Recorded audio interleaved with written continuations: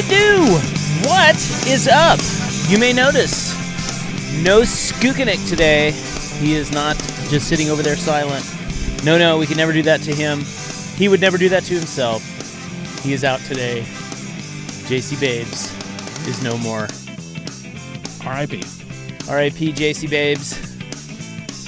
Jason's Skookanik local radio funny man. I'll tell you where he is in a second. Or you can guess. That's Stevie Fire over there. We got him today. Yo. That's good. What's up? Hey, man. Good weekend? Good little weekend, you know? Was it? It was very nice and sunny on, what day was that, Sunday? Yeah, yesterday. Yeah, it was great. I contend that yesterday was the nicest day of the year. I agree with that, yeah. I mean, we were out by the pool. It was very delightful. Yeah. Very delightful. So I would say good little, not the best weekend, good little weekend. Good little weekend. Right. Okay. Because Saturday was only, so-so. Why? I don't know. Would you have kids' sports or something stupid? It was just mostly me the whole day with Coach Vaughn was down at state track meet, so it's never gonna be a great day when it's just me and the two kiddos. Right. It was fine. No one died. No one got hurt. Yeah, he kept him alive, and yeah, Coach Vaughn's back, and yeah, the house was somewhat clean, and I did some laundry, so that's just not great. God, the life of a dad. It's the worst. I mean, best. Great. Does it get sexier? Love it. I don't hate my kids. I love my kids. I hate being a dad. One of the great drops. 100% true, by the way. Yeah, no, I totally get where you're going with that. I think more people should just admit it. I know. I think that's the problem. It is the problem, and I think it's amazing that we have that on tape from someone who has the courage to say that. Because, you know what? Hashtag courage. I do. That's right. And men need to admit that. Follow my lead. That's right. I should write a parenting book. Follow your leader. You know what? Your parenting book would be more realistic than most parenting books. I'm guessing. Not Probably. that I read parenting books. But I didn't. Yeah. Your parenting book, I would read your parenting book. I would not read Dr. Sanjay Gupta's parenting book. Ooh. I don't need that guy's advice. That guy's advice is everywhere. Probably pretty sharp, but geez. I want your book. Well, thank you. What would we name Steven's parenting book? A lot of hmms. I tell you what, we were sitting there on Sunday. Coach Vaughn was back. We were done with the pool, so everyone was tired. They were all swimming, all swimmed out for the day. My youngest, was just talking to her nonstop, and she just kept saying the whole time, and I couldn't stop hearing it. It is an epidemic that Steven and I have caught on to here. And this drop here, that's actually, I think it's Shane Bacon, the golf commentator. It was, because it was from the Masters when Sergio Garcia went crazy. Yeah, he hit he smacked the thing. I don't know he went crazy, but he lost his temper. And the announcer goes, And Steven and I have noticed how often people, including ourselves. Well, and Skookanik does it a lot. Sook does it all the time. All the time. And I still don't think he's caught on that we play this every time he says it. But we do it too. I find myself doing it all the time.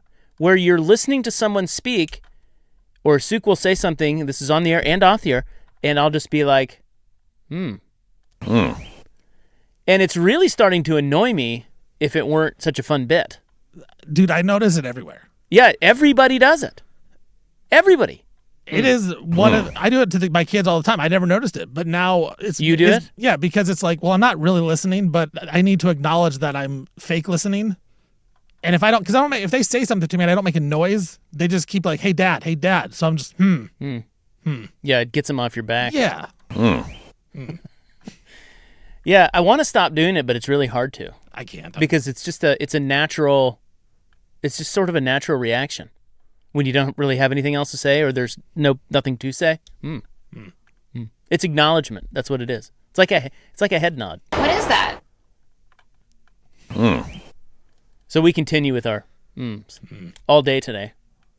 And yes, Sook is out on the day of the two huge NFL trades. Isn't that ironic? Boy, that's how it works, though. That's how it works. Second you go on vacation, something big happens. I'm telling you. It's like clockwork in our business. But, he'll be back tomorrow. So he says. Do you know where he is? I have no idea, no. Nobody tells me anything. I just show up. Yeah, nobody does tell you anything, do they? Literally nobody. Yeah. Well, I told you he was out on Friday. You did. Yeah. I did kind of know. I didn't say no where. Yeah, no, he went up to see his Mets play the Mariners. Yeah.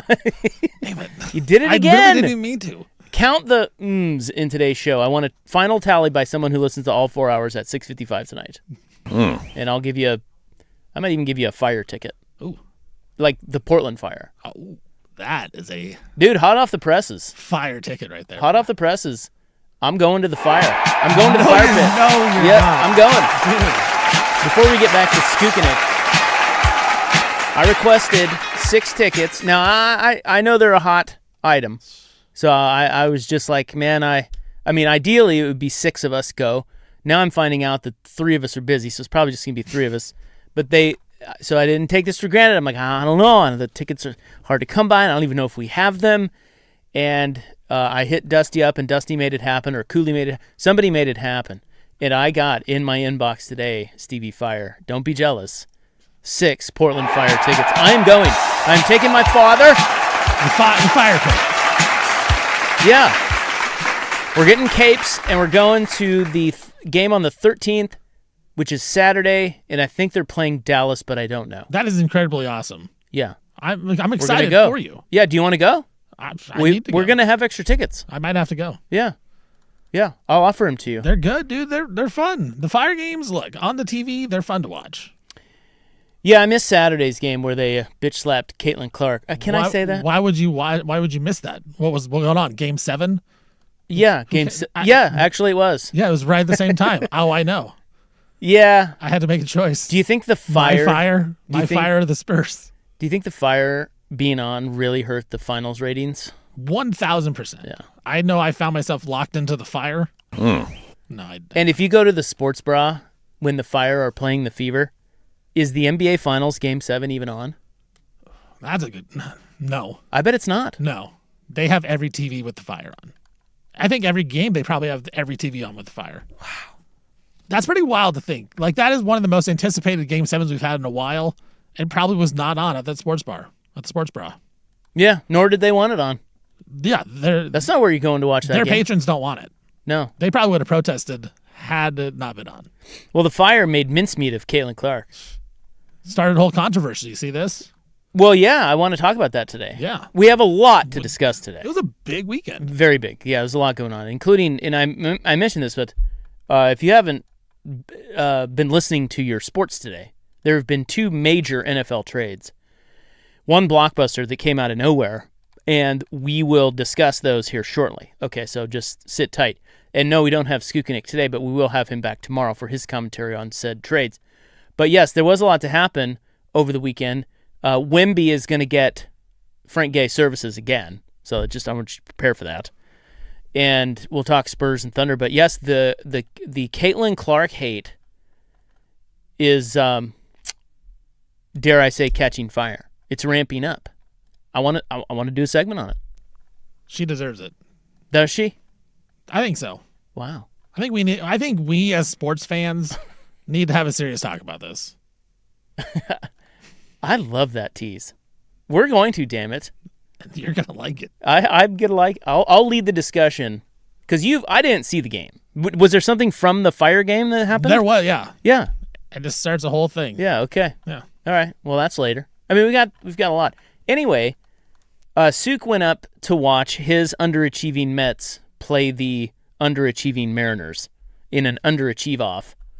Although the Mariners, I think, are getting it together, if I understand correctly. But I wonder, now you don't really have favorite teams per se. No, not really. I mean, you love your Blazers. Yeah, the Blazers, but even them, I mean, working for the Blazers and getting laid off by them, there is like a little bit of hatred to them. Like, hey, cool. Yeah. Huh. Laid me off, bro. Yeah. But yeah, I by email. No, or voicemail. Voicemail. Yeah. I didn't even answer the call. I was in Vegas. That's right. What am I gonna do? But yeah, so there's a little hate. I mean, I do love them. Yes, they're my favorite team, but that's about it.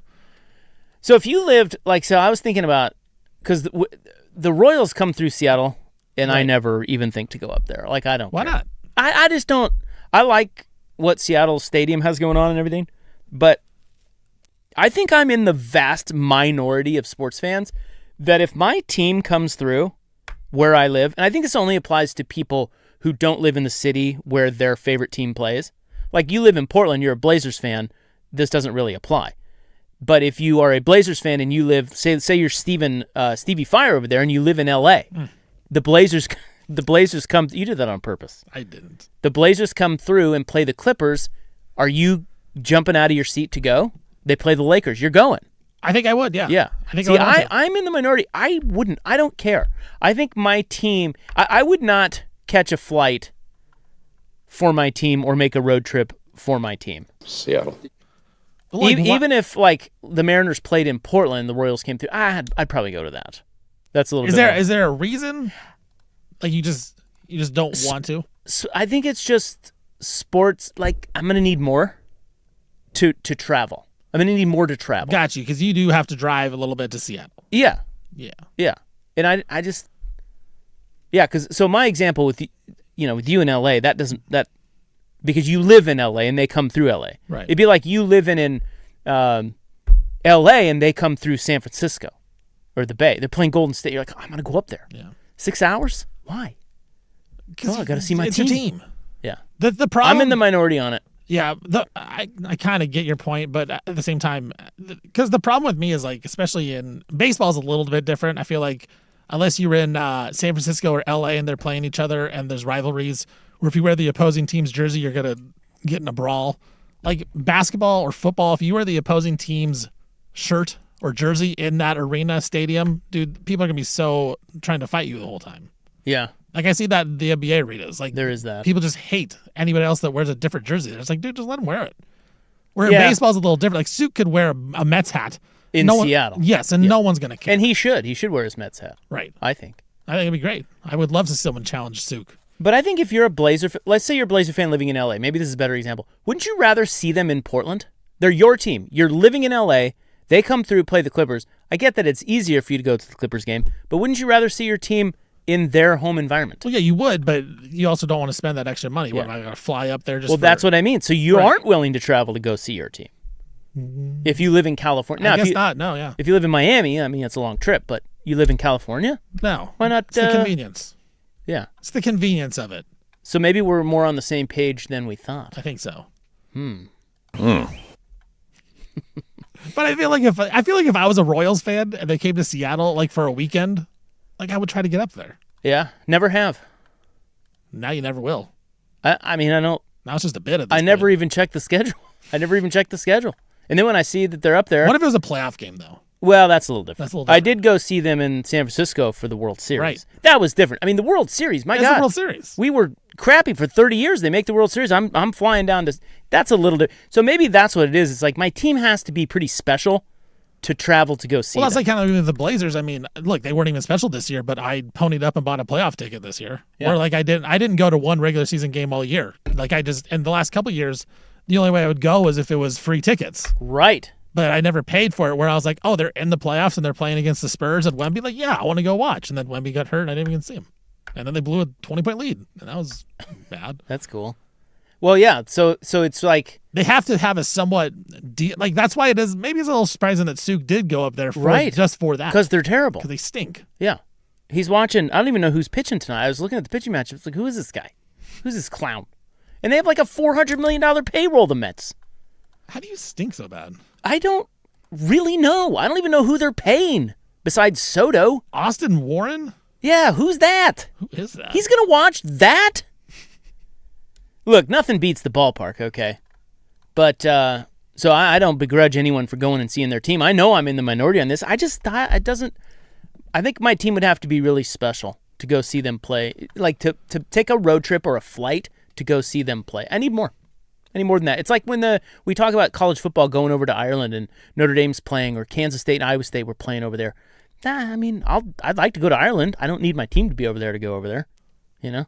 And if they were over there, I might not even go. It leads to even a bigger point. I was just like, because the college football playoff schedule got released today. I saw that. And so it's just like, if you're a Duck fan and they actually play, let's just say they play a road game in that first round of the playoffs, like, are you going to travel to that? Or are you going to travel to the next round? Like, you do, at some point you have to say no, and I got to figure out what I'm going to do. I think it would be kind of cool to see them. Well, they're probably not going to play on the road, Right. in the opening round. Well, let's just say they were. But if they did, right, they lose 2 games somehow. They're 10-2. They might be, the 12th cool. seed, and they have to go to Miami. That'd be cool. Well, Miami. I don't know. It's a good place to it's a good place to travel to. Right. But not a great home field environment. I was thinking like if they went and played at, like Alabama or Georgia. Well, even like the Oklahoma-Alabama game, that game was super fire. Like the crowd that Oklahoma had. Yeah. Texas A&M, Miami. Yeah, so there's more. See, there you go. There's more that's drawing you in other than just seeing your team play in game number 110. Right. Out of 162. You know what I mean? So okay. There's got to be more. You might have convinced me. Yeah, I think Suk might be an idiot for going up there. We're more on the same page than we thought. Yeah, I think so. I think we've come full circle. You need to give me more than just a regular season. Yeah. Game where your team's 25 and 33. That's right. So you know what my dad said when I told him, I texted him today the big news that we got fire tickets and we're going. Because I remember him saying, hey, and this was before the team even arrived in Portland. I remember him saying, hey, I'd like to go check that out. I think the women's game's better than the men's game. He likes the women's game better. Now, granted, Papa Jack, he has a lot of hot sports takes. 83 years old. But I got the tickets. And I think he totally forgot that he even wanted to go, that they were even here. Do you know what he said to me when I texted him? I said, hey, I got Portland Fire tickets for the 13th. We're going to go on Saturday night. He probably told you to look up online and see how much jerseys are. Capes. Oh, yeah.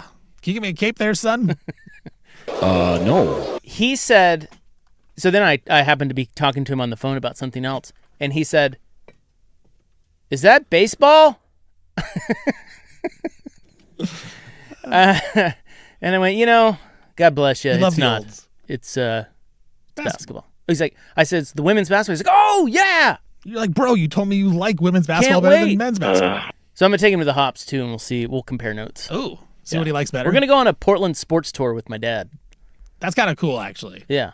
We'll go to the Hops. We'll go to the Timbers. Maybe the Thorns, the Cherry Bombs. I will say, there is something cool about going to sports with your dad. Yeah. That is cool. I agree. Yeah, get him out of the house a little bit, Yeah. The old fella. Well, anyway, can't wait for my first trip to the fire pit. It has been announced I will be there on the 13th of June. So, I mean, obviously you're a big fire fan. # our fire. Yeah. But are you going to be, do you when you go to a sporting event like that, do you clap? Like if the fire hit a 3-pointer, do you cheer? Yeah. Well, I think for my fire, I would, yeah. Okay. No, I wouldn't I'm not a Blazers fan or right, Ducks let's say fan. you went to like you had tickets to a Blazers Heat game or something. I think actually that's not true. I think you caught me in a lie there. Would you cheer for the Blazers or would you just kind of sit there? No, I think I'd get because when I worked for the Blazers and I went to Blazer games, I would not cheer. I acted Well, you can't. Well, I can. As a employee, you're not supposed to. Well, I'm a nobody, Rob. I'm a nobody. I'm the lowest. No one knew that you worked. No one knew that I was working there.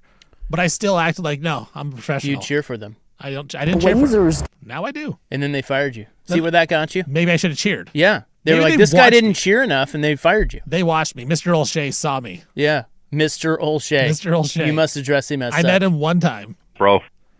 I said, hey. I think I called him Mr. Olshey. I don't think I said Neil. I think it's really sexy. What'd he say to you? He just said, hey, You're fired. Nice to meet you. And then turned away. Guys, move on. Literally just turned away from me and wanted nothing to do with me. I remember being at a Civil War once and cheering for the Ducks. Because I did that too. I went to the Civil War maybe 6 or 7 years ago. And just with my brother, who is he's a pretty big Duck fan. He likes the Ducks. And his wife likes the Ducks as well. And I don't like the Ducks. I would say I'm more of a Beaver fan, if anything. But I was there at Autzen, and I'm like, dude, I got caught in the emotion. You get caught up in it. I'm cheering for the Ducks, man. Yeah. You want to just see a moment. Yeah, it's fun. And the moment is going to include the home fans, having the time of their lives. Bandwagoner. Yeah, we're big bandwagon guys here. We really are. If the Fire were 1-11, we can be bought. Yeah, the Fire. I mean, dude, are they just too good? Yes, Is this a problem? They're a half game from the number one team in the league. I hate to admit this, Isaac, but after their win against the Fever, I went to look at their odds of their win total and what it was to make the playoffs. And I didn't like it. It's. What do you mean you didn't like it? The odds are still really long. Are they? Yeah. So you didn't jump on that? I didn't. You still don't. You still don't believe in our fire. I don't know. I don't know anymore. I thought I knew, and I don't. This team is too good. They're scrappy, dude. Scrappy. And I read a quote from one of the gals after the Indiana game. She said, we're just a bunch of cast-off players with a chip on our shoulder. That being said, excuse me, that's what you want. That is what you want. Cast off with chips. Well, let's get started. We have, well, damn it. I was going to try to squeeze in some NFL trade talk here. Maybe we'll do this. Maybe Frank Gay will be NFL trades. Let's do that. Yeah, because we can Frank Gay service Wemby. Yeah, at any all point. Week. Yeah, yeah, and we probably will. And next week and the week after, because the finals probably last that's right. a month. So we had 2 big trades in the NFL today. That will be contained in the Frank Gay Services segment, which is coming up next.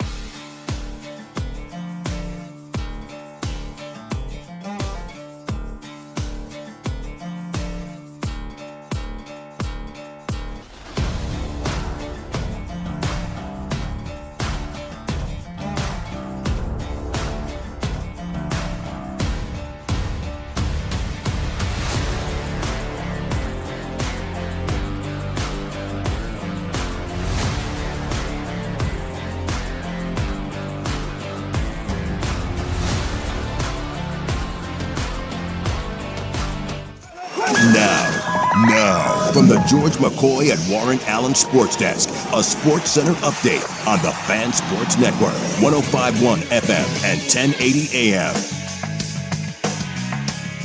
First on the Fan, a couple of giant NFL trades. The first one, the Browns, they are trading two-time NFL Defensive Player of the Year, Myles Garrett.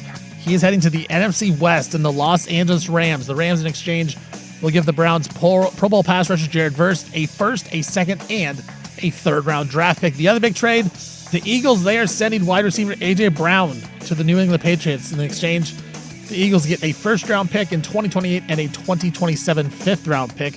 Giants, they're adding wide receiver Odell Beckham Jr. to the roster. They signed him to a contract today. Beckham's played only 9 games last 2 years. And former Giants quarterback Russell Wilson, he's heading to CBS to be an analyst. He's going to replace Matt Ryan, who left the network to return back to the Falcons as the organization's president of football. Golden State Warriors guard Steph Curry, he signs a 10-year endorsement contract with the Chinese company Li Ning. It's going to be a 10-year deal for Steph. And the Oregon Ducks, they beat the Beavs on Sunday yesterday to win the Eugene Regional. Now the Ducks will travel to Austin, Texas for their Super Regional against the Longhorns. I'm Stephen Vaughn from the George McCoy at Warren Allen Sports Desk. Don't call your mom. Call George McCoy at warrenallen.com.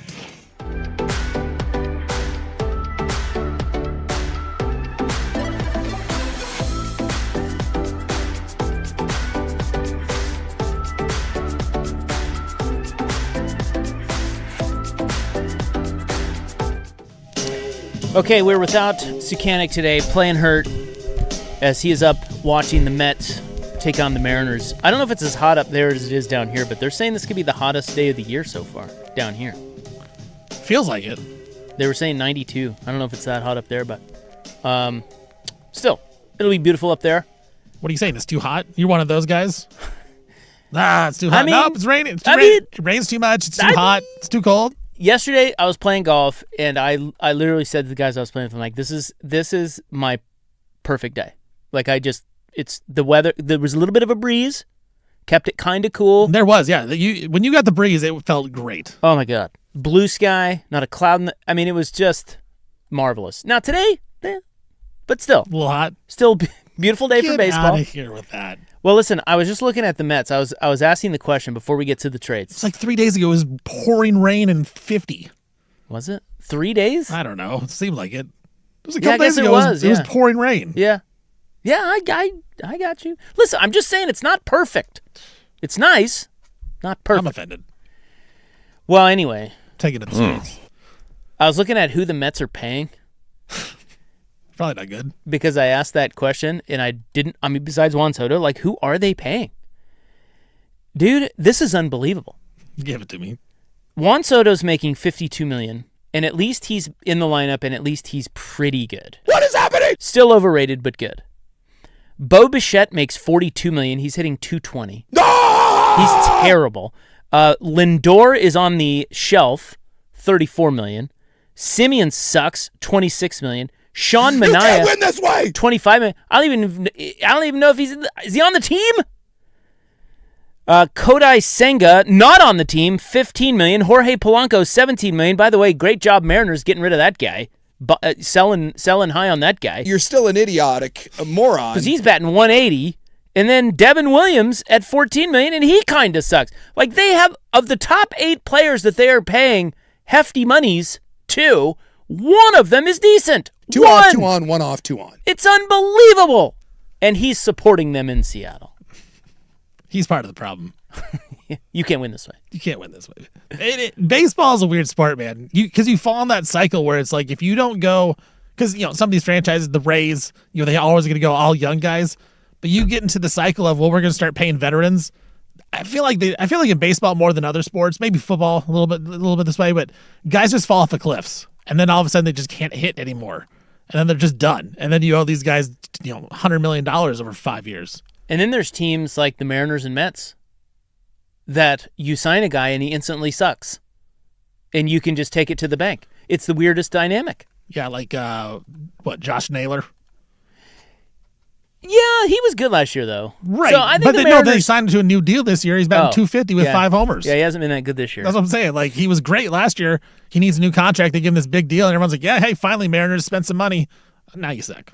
Yeah, and Cal Raleigh's on the shelf, but he's hitting like 112. I mean, it is wild baseball, but I think that just having a big checkbook really bails teams out. Like, I think the Mets should fire their entire scouting department if those are the guys that they wanted to hitch their wagons. Like, Bo Bichette for $40 million? Are you kidding me? Have you watched Bo Bichette? I have, unfortunately.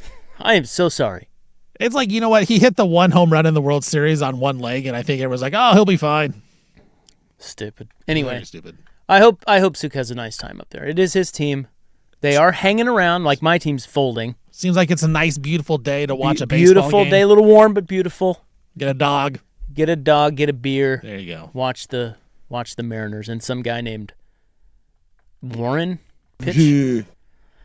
All right, so this is Frank A. Services. We were going to give it to Wimby, but we've had late breaking sports news today, and it is 2 huge trades in the NFL.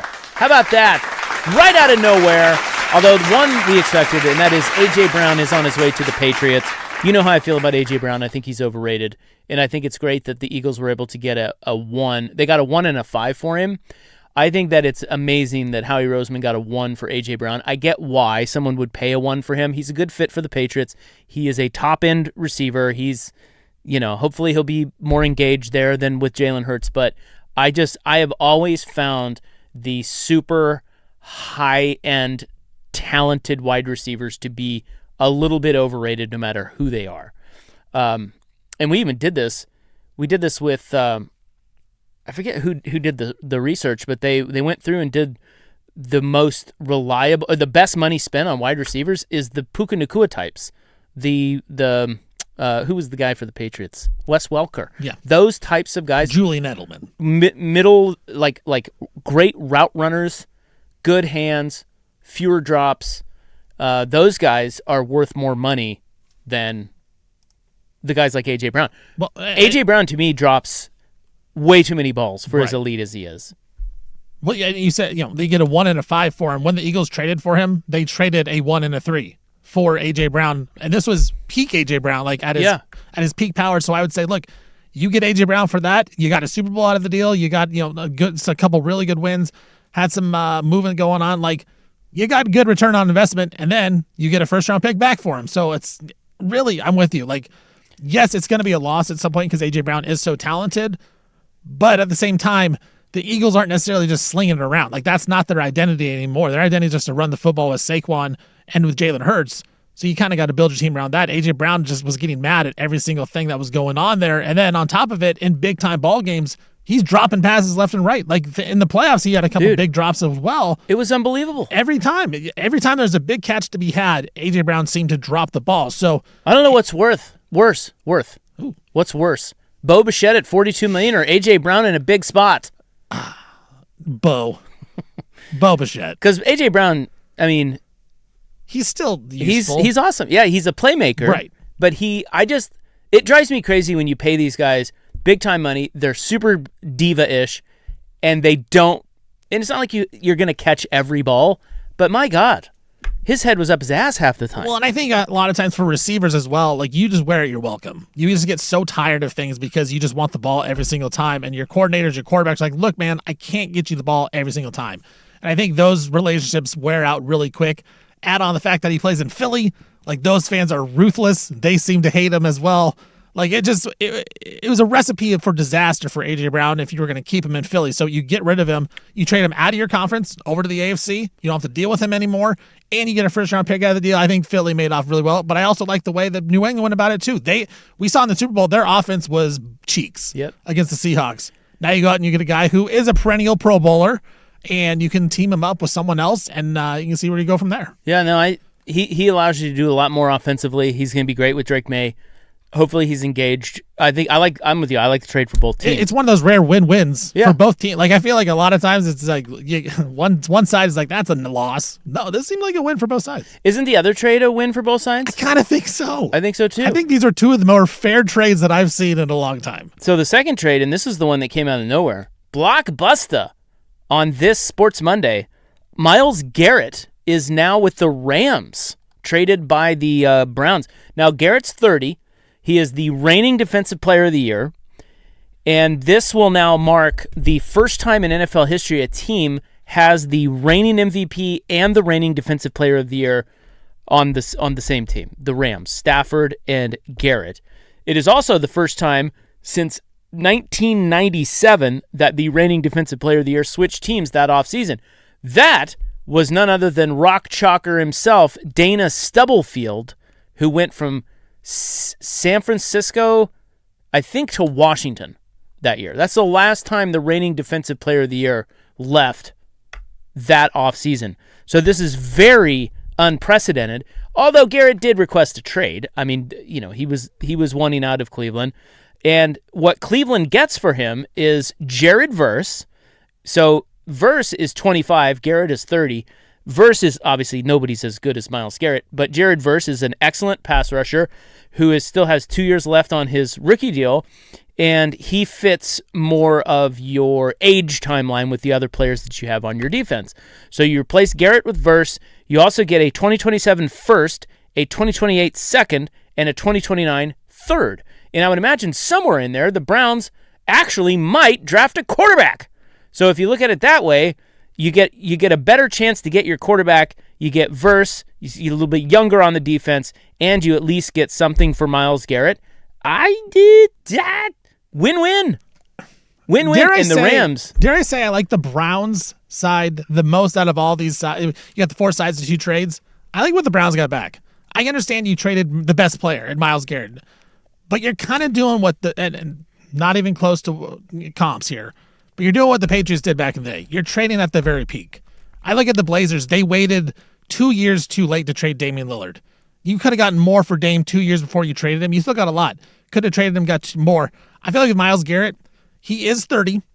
He's a defensive player of the year, but at some point, when you're a pass rusher like that, you're probably at your best right now, and you're trading at peak value. It's also a pass rusher, not a quarterback. You're getting 3 draft picks, including a 1 and another Pro Bowler, a younger Pro Bowler than Myles Garrett for another pass rusher, not a quarterback. Like, if you look at, point spreads, I mean, he's what, a point, 2 points on that point spread every single week would be Myles Garrett. I feel like the Browns got a lot for a 30-year-old pass rusher who is, yes, very good, but seems like at some point it's going to start going downhill slightly, very quickly. He will, but because they always do. It's just that Myles Garrett was not going to finish his career in Cleveland. Right, and I feel like you got a lot for him. It's a bit like the Russell Wilson trade in Seattle, which I think that one was probably even harder for Seattle to pull the trigger on because he was a quarterback. They won a championship with him. With Cleveland and Myles Garrett, it's like, get something while you can, and they did. And that's exactly what the Seahawks did with Russell Wilson, a little bit more controversial up here because of who Russell Wilson was. And again, they won a championship with him. But Myles Garrett, he wanted out of Cleveland. So they finally traded him, got younger, got some picks. I'm with you on that. Can you name the last 3 Rams first-round draft picks? So they've dealt another first-round draft pick. And by the way, Jared Verse is one of the 3. And this goes all the way back to 2015. 3. Yeah, they've had 3 1. Kupp was a second rounder, so it's not him. 2015, would that be Jared Goff? Jared Goff, yes. He was the first overall pick. I don't know. I don't know who the other ones would be. So, and then Jared Verse. Yep. So the one other one, I don't know who that is. Ty Simpson, who they just drafted. So that's it. The Rams have made a living and won a Super Bowl off of dealing their number 1 picks, which is just, it's unheard of what they've been able to do. It's un-NFL-like. Yes. I mean, that's the lifeblood. Right. And yet they're like, they deal them like currency.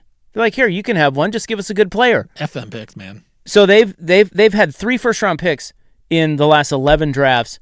Ty Simpson, Jared Goff, and Verse. And now they just traded Verse for Myles Garrett. And they traded Goff to get Stafford, who ended up winning an MVP and a Super Bowl for you. Oh, yeah. It's crazy. It's crazy what they do. Let's talk more about it when we get back. That is Frank Gay Services.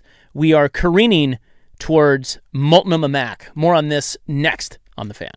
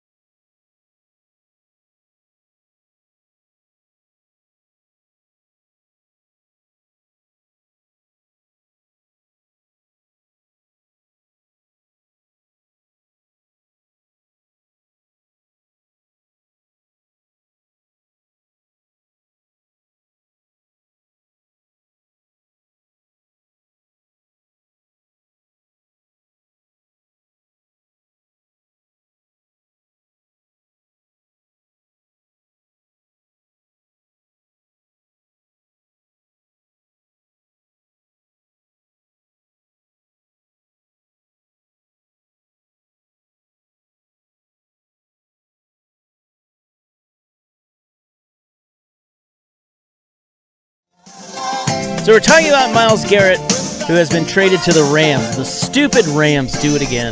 That can't make the Seahawks happy. You know, the Rams, they were inches from the Super Bowl and really just needed one defensive stop. And they added... So their defense, I mean, it did need to get better. And while they did subtract Verse, their defense added McDuffie, Garrett, and who's the other guy? Oh my God, the guy from the Chiefs, Jalen Watson. They added those three key players, subtracting Verse. Their defense just got a lot better.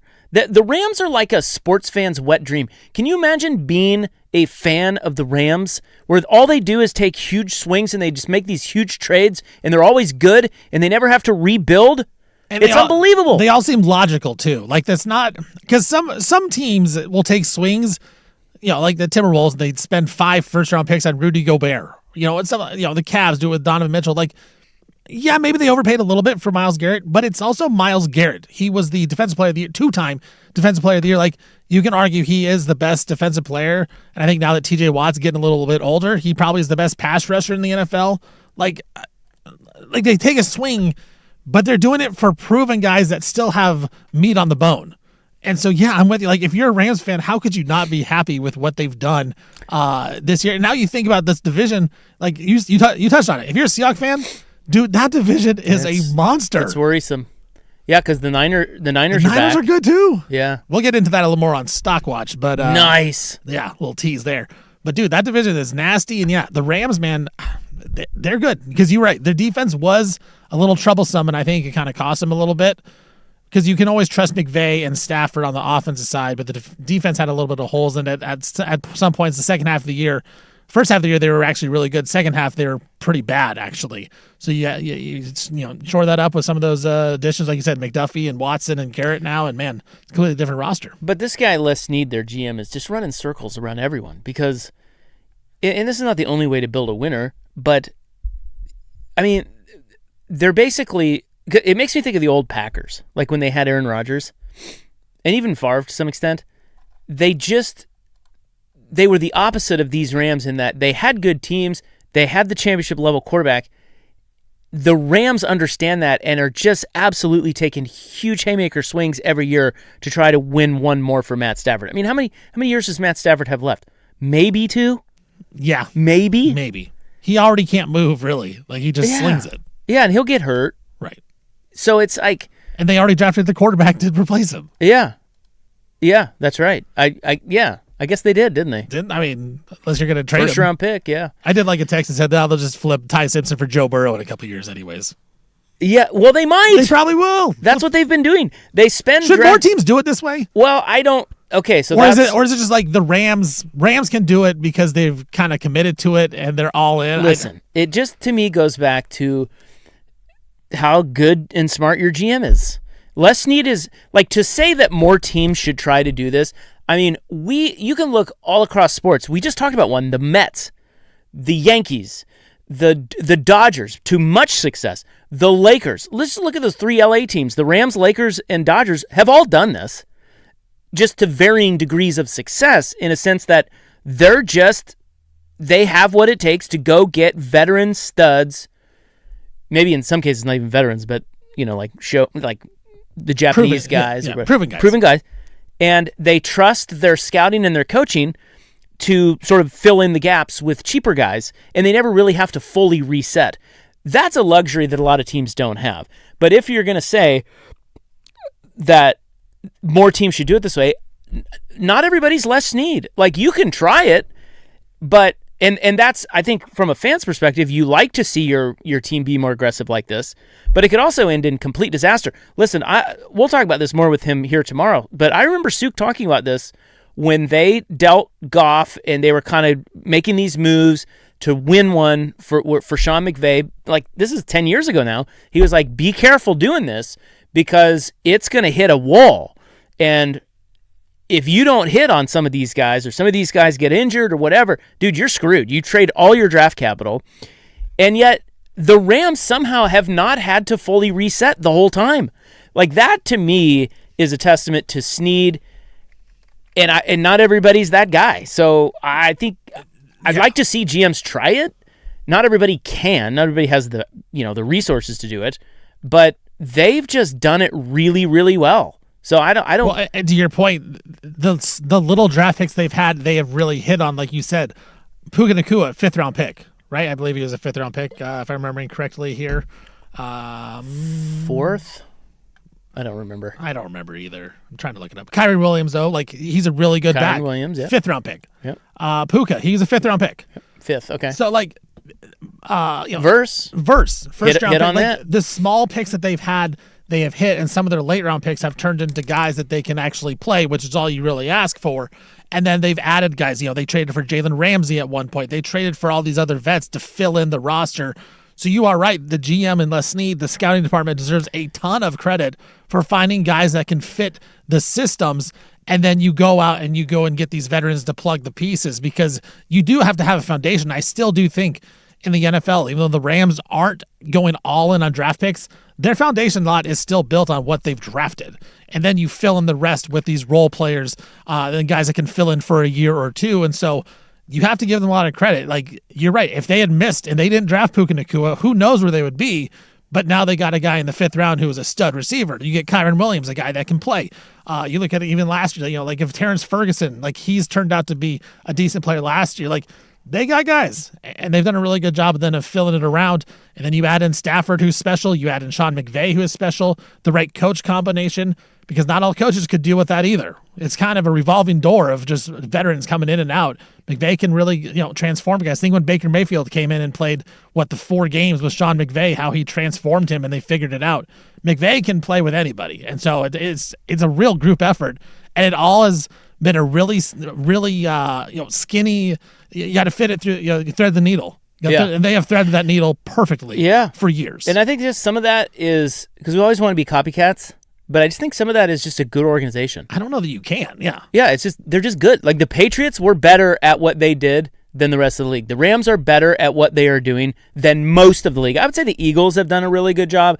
Obviously, the Chiefs. The Steelers did it for a long time. The Steelers have been good at it. I think they're kind of falling apart, I think, a little bit. But the Niners haven't won one recently, but they've been pretty damn good. So they've been consistent. There are a bunch of good franchises. I just don't think you can just copy them and just say, okay, we're just going to go do it this way. Because my mind always goes there now, especially like college football, how Indiana did it, and they bought a lot of players, and it was a lot of old veterans. It's like, well, can any team do it? I don't know that any team can just go out and buy players. You do have to have some type of foundation. You do have to have some type of culture. You also got to have the right coach as well. Yeah, you got to have Signetti. You got to have Signetti. Not everybody's Signetti. You got to have McVay. You got to have one of those guys. Yeah. So I'm with you. I don't think that other teams can really copy this way. It is kind of a one-of-one situation that the Rams are in, and they've done a really good job. You have a lot of players. Yeah, it's kind of hard to praise an LA team that. Are they the most likable LA team? Yeah, gotta be. Definitely. I mean, the Dodgers. Having Shohei, that helps them a lot. But come on, back-to-back championships, huge payroll, buying everybody, adding Kyle Tucker. It's even if you're a Dodger fan, don't you have a little bit of guilt? If you're a Dodger fan, you're like, I hate him. Look, this is really fun, but I get it. Lakers, at least the Lakers haven't won one recently. Yeah, but they also got gifted Luka Doncic. Totally. But LeBron's probably going to leave, and they're going to. So they keep doing this. They tried to do this with LeBron. Well, I guess LeBron did win one. Damn it. He did. Rats. In the bubble. Do you count the bubble though? I count the bubble. I do. I count the bubble. I actually think the bubble was some of the most pure basketball that you could actually play. Yeah. No fans, no distractions, no anything. It was just basketball. Yeah. So they've all won one. All 3 of those LA teams that have. Yeah, it's just. Then you got the loser LA teams like the Clippers and the Angels of Anaheim, the Los Angeles. Yeah, look at the LA Angels. Do they count as an LA team in other Anaheim? Yeah, they're LA. What a joke they are. Yeah, those loser LA teams. Yeah, I don't know, man. It's you got to hand it to the Rams. I would just love to be a fan of the Rams. Of a team that operated that way. It'd be freaking awesome. Just out of nowhere. It's like fans like at a bar going, "Hey, we should go trade for Myles Garrett." You're like 29 teams in the league. The fans you're a joke for even asking that question. The Rams just did it. It really is. It is annoying because as a Blazer fan, it's like we get excited when it's like, hey, they traded for Hassan Whiteside. Right. Oh, yeah, awesome. Oh, no. Yeah, like Blazer fans are in a bar going, we should get Giannis. It's never going to happen. No. But that's what they're talking about. Whereas it's a great example. It is a perfect example because Blazer fans are saying that now. They're serious about it, but it's never going to happen. The Rams are sitting there like, well, why don't we go get Myles Garrett? Never well, happened. they just did. did. Oh. Stupid. They just figured it out. Stupid sports. If you're a team, this is a legitimate question for you. Sports is sports. If you're the Browns and you're a historically bad organization, would you look at any deal the Rams offer you and kind of think twice about it? Like if you were GM, if Isaac Roth was GM, and Les Snead calls you like, "Hey, we'll give you a couple picks for Myles Garrett," or you're like, "Should I actually do this?" Yeah, I don't want to give it'd be like the Patriots calling and like if back in the day when Belichick's calling you. Belichick wants to do this. I don't know that I want to do it. I don't want to be his pawn in his game. No, I don't think they think that way. Unfortunately, I don't know who the Browns GM is. But in this instance, I think he pulled off a decent deal. We'll combine that with last year when they traded the second pick for Travis Hunter to get an extra pick. Yeah. Is that the same guy? I don't know. It's got to be the same. These front offices are always changing. But I mean, dare I say the Browns are making smart moves? Well, if they can find their quarterback, it can change quickly. They have a Pro Bowler in Shador. What are we talking about? Ooh, I have Shador news. Well, I can't get to it now. He's a Pro Bowler. Yeah. No, I know. So they do have their quarterback, don't they? No. No? No. No. But I do have no. I have Shador news at some point. It probably won't get to it today, but this week. Anyway, what was I saying? Sports. I love to talk sports, and then I lose my train of thought on sports. Blah, blah, blah. Oh, if they because they've had a semblance of a defense over the years. They got Verse. They have some picks now. Just find a damn quarterback. That's really, as bad as the Browns have been, and it's kind of a laughingstock. Their defense has been legit for a couple of years. Yeah, they're not as bad as like the Cardinals are a joke. Yeah, they're getting in contract disputes with Jacoby Brissett. Right. Right, who does that? Right. Like it should be, hey, Jacoby Brissett wants a new contract. Cool. We're gonna cut him then. Right, exactly. You have Gardner Minshew. He's just as bad. Well, anyway, not as good. He's just as bad. That's true. So Myles Garrett goes to the Rams. A.J. Brown goes to the Patriots. Two very large NFL trades today.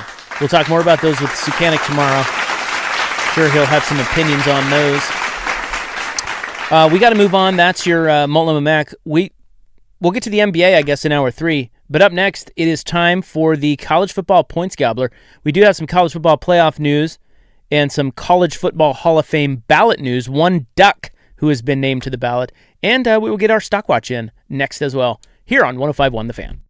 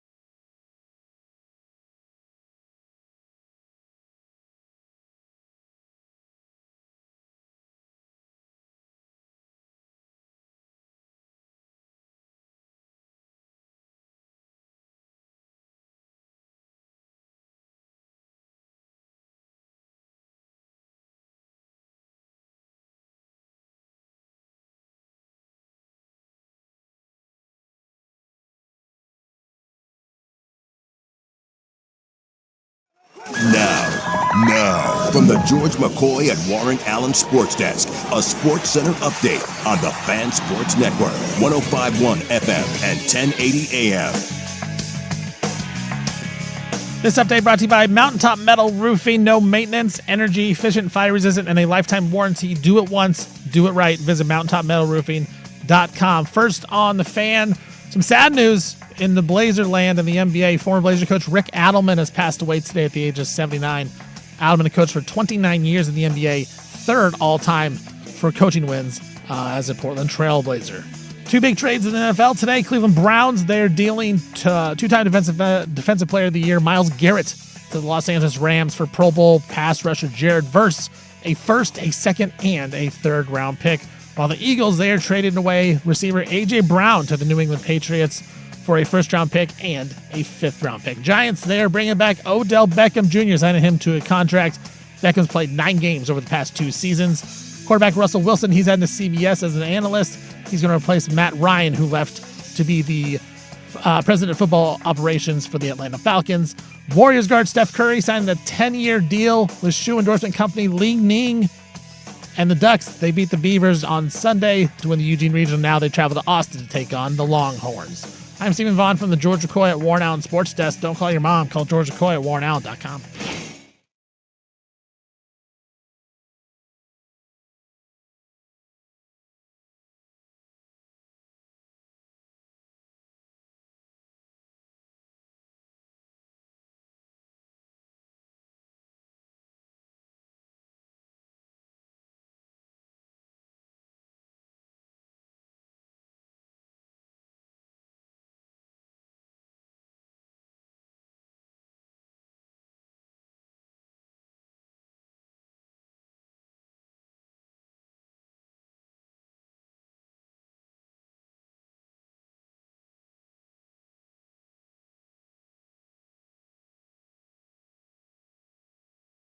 All right, welcome back. We've managed to kill an hour, and we have yet to get to Game 7 of the West Finals.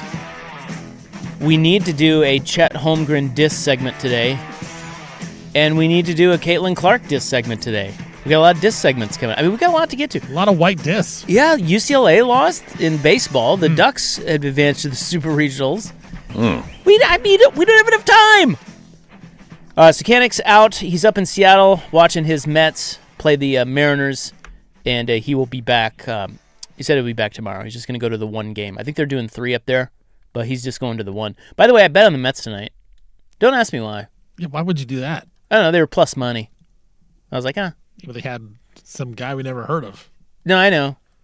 But I think Hancock's the other guy going, and I'm like, I don't know. I think the Mets get the first one. All right. Yeah, plus money. I like that. Yeah, and plus it connects. It's much like Brendan Sorsby. It connects me with my teammate. Right, it makes you a good teammate. There. So if you lose together. Yeah, Sook's up there. He's my teammate. He's my guy. Yeah. He's a Mets fan. This connects us. I got you. You know? I will not be joining your team. I'm off the team. Okay. All right. Yeah, you're not required. You're not required to. That's a prerequisite. You're fired. Yeah, that's the prerequisite to join the program. You have to make the bets Isaac Robb makes. Anyway, no. we got to get to the college football points gobbler. We do have some news today. We'll get to Stockwatch in a moment, but they announced the dates for the college football playoff, and they are as obnoxious as you would think they are. Now, before we just spend a whole segment bitching about this is going to change. College football coaches have been beating this drum for a while. Dan Lanning's been on our show talking about this. They're going to change the calendar.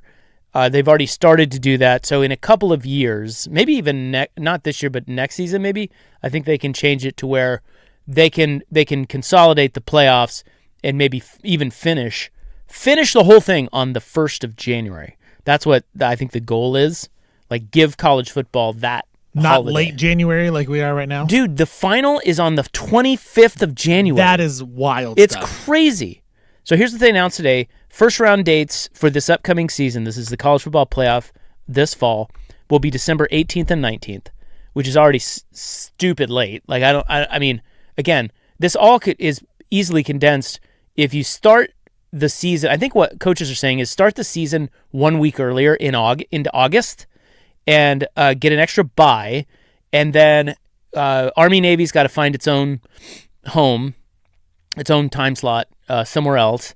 And once you do that, if you get rid of championship games, you'll be ready for the playoff by the start of December, and you'll be able to wrap the playoff by the start of January. That's, I think, the goal.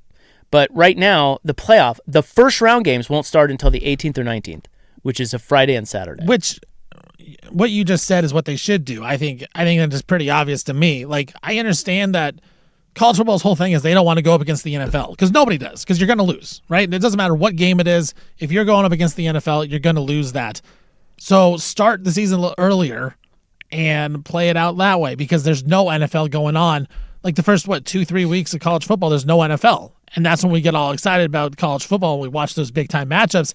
I get there's going to be some teams in the South that are playing in really hot weather, but at the same time, I feel like they can deal with it. At the same time, it's not going to be that big of a deal. So start a week earlier, like you said. Have it all to yourself. Have the standalone weekend. No NFL. Everyone's talking about college football and the big time matchups that we get. I think it just makes so much sense. But that's why I feel like college football has done it, because it makes too much sense and they're stupid. They're very slow. Very. I think they get it. They're just very slow, and they've got. The problem with college football is all their leaders are moving in different directions. They all just have their self-interest. No one's on the same page, right? At all. Right. It's not a league that's saying, okay, here's what's best for the league, but. What's funny is college football playoff doesn't really ever play on Sunday anyway. Or Saturday to get. If you look at these games that they're saying, the first round games will be Friday, Saturday, but then the quarterfinals are December 30th and January 1st, and that is a Wednesday and a Friday. The semifinals are January 14th and 15th, and that's a Thursday and a Friday. And then, of course, the championship game is on a Monday. So they kind of don't really. Well, because they're scared. Because they're avoiding NFL playoff time. Yes, they're avoiding the NFL playoffs. I get that.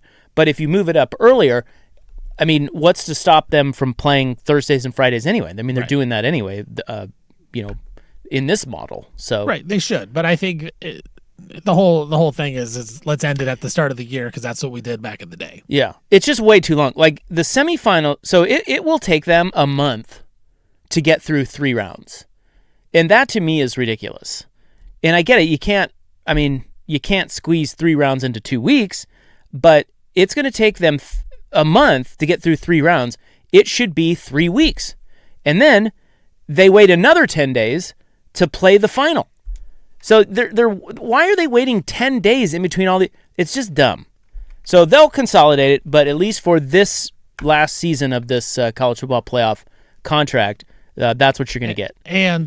And by the way, the final this year, one other note, the final is in Las Vegas. That's awesome. Which is awesome. Do love that. For you Duck fans out there, a lot of expectations. If you make the Big Ten title game, that's a December 5th game. If you win that game, you're going to get the bye. You don't play until December 30th or January 1st. God, that's almost a month off. Also, do you have a problem with the Fiesta Bowl getting 2 extra days between? Because they play the 30th, no games the 31st, and then everyone plays the 1st. Well, I think it would depend on when those teams played prior, but yeah. Right. Yeah, that doesn't seem... let's just... Because, if they win that on-campus game on the 19th, you then play the 30th, then you get a couple extra days off again. Yeah, that's 11 days. I mean, still, they're giving them so many days. It's like, what's another 2 days? And that's the thing. It's like, so December 5th to January 1. That's potential for Oregon. If they're good and they get to expectations like we think, and they're in the Big Ten title game and they win that, you have a month off again. Yeah. Is it going to be another situation where you want to be that 5 seed? Well, and then you go. I think you want the bye, especially because you've been through it now, and so you know how to handle it better. Because if you don't make the Big Ten title game, you play November 28th against Washington, and then you would get a campus game on the 18th. So that's still 3 weeks. Still a long time. That's nuts. So you want to make the title game, lose, so it's only a 2-week layoff. No, I think you want to make the title game and win, and deal with to get the extra 2 extra weeks of bye. Yeah, I mean you got. It's really a no-win situation for anybody. Like this again. This goes to our point of college football is just stupid with their schedule. They are very stupid. Shockingly stupid. Really stupid. But hopefully they will change it. I think, like I said, I think maybe next year. One other thing before we get to Stockwatch, Kenyon Barner, former Duck, named the College Football Hall of Fame ballot. Hell yeah. Yeah, he was awesome. He was awesome. Very underappreciated, I think, in the pantheon of great Oregon running backs. Was he Very versatile. He was after Jay Stu. Right? Yeah, I think he was. Wasn't he with? Was he with Kelly? LaMichael, wasn't he? Was it Barner and LaMichael at the same time? He was with another really good back. I don't know, but my point was going to be Oregon had a run of running backs that were just unbelievable, stellar. Yes, and he kind of gets lost in that shuffle. Royce Freeman. Yeah, yep, yeah. Mike Leach is also on the ballot, and that's because they changed the winning percentage rule from 60%, and they allowed him because he was just under. He was 60%. like 59.4 or something. Right, so he should get in. I mean, that guy was as innovative as they come. He affected football on every level. Every level. Now, I mean, you see it in the NFL stuff he did. Put that guy in there. Yeah, why not? All right, it is time now for Stock Watch.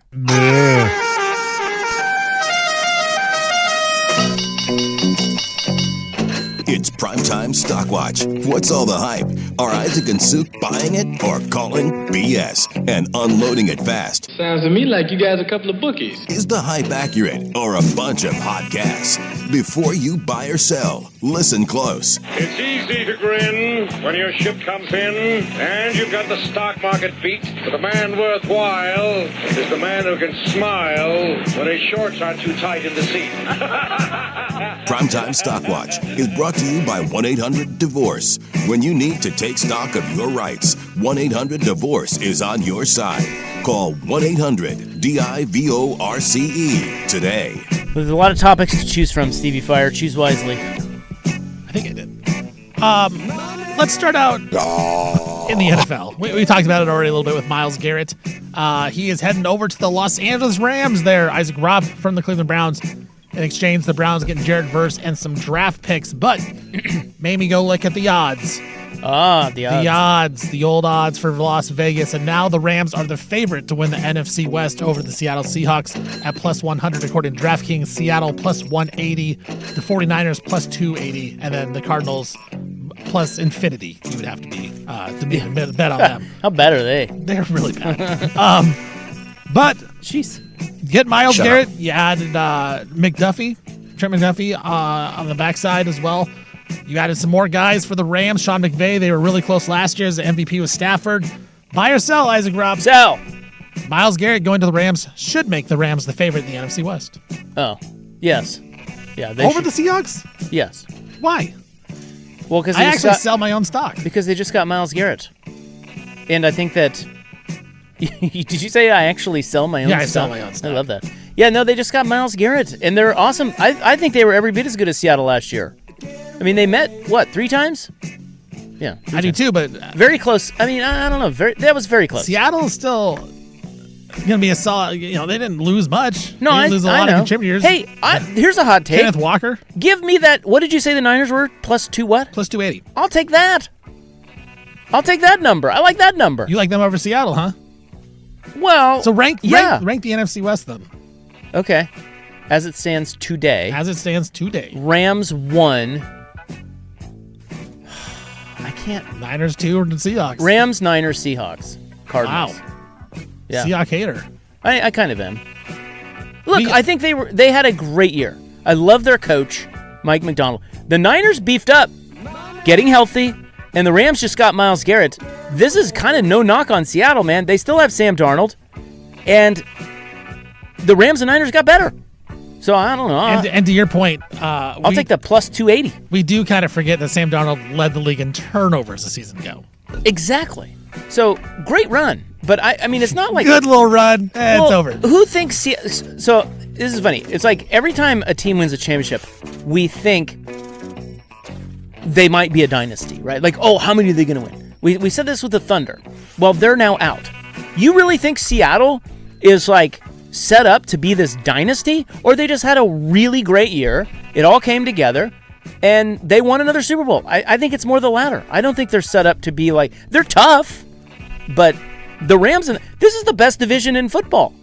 It does seem like Mike McDonald may be one of those dudes as a coach, kind of McVay-like on the defensive side. So I think that goes with you. I agree with you. I don't think Seattle's some type of dynasty or anything, but I don't know that the Rams should be the favorite in the NFC West. I don't think Seattle lost enough to say that because they ran through everybody in the playoffs.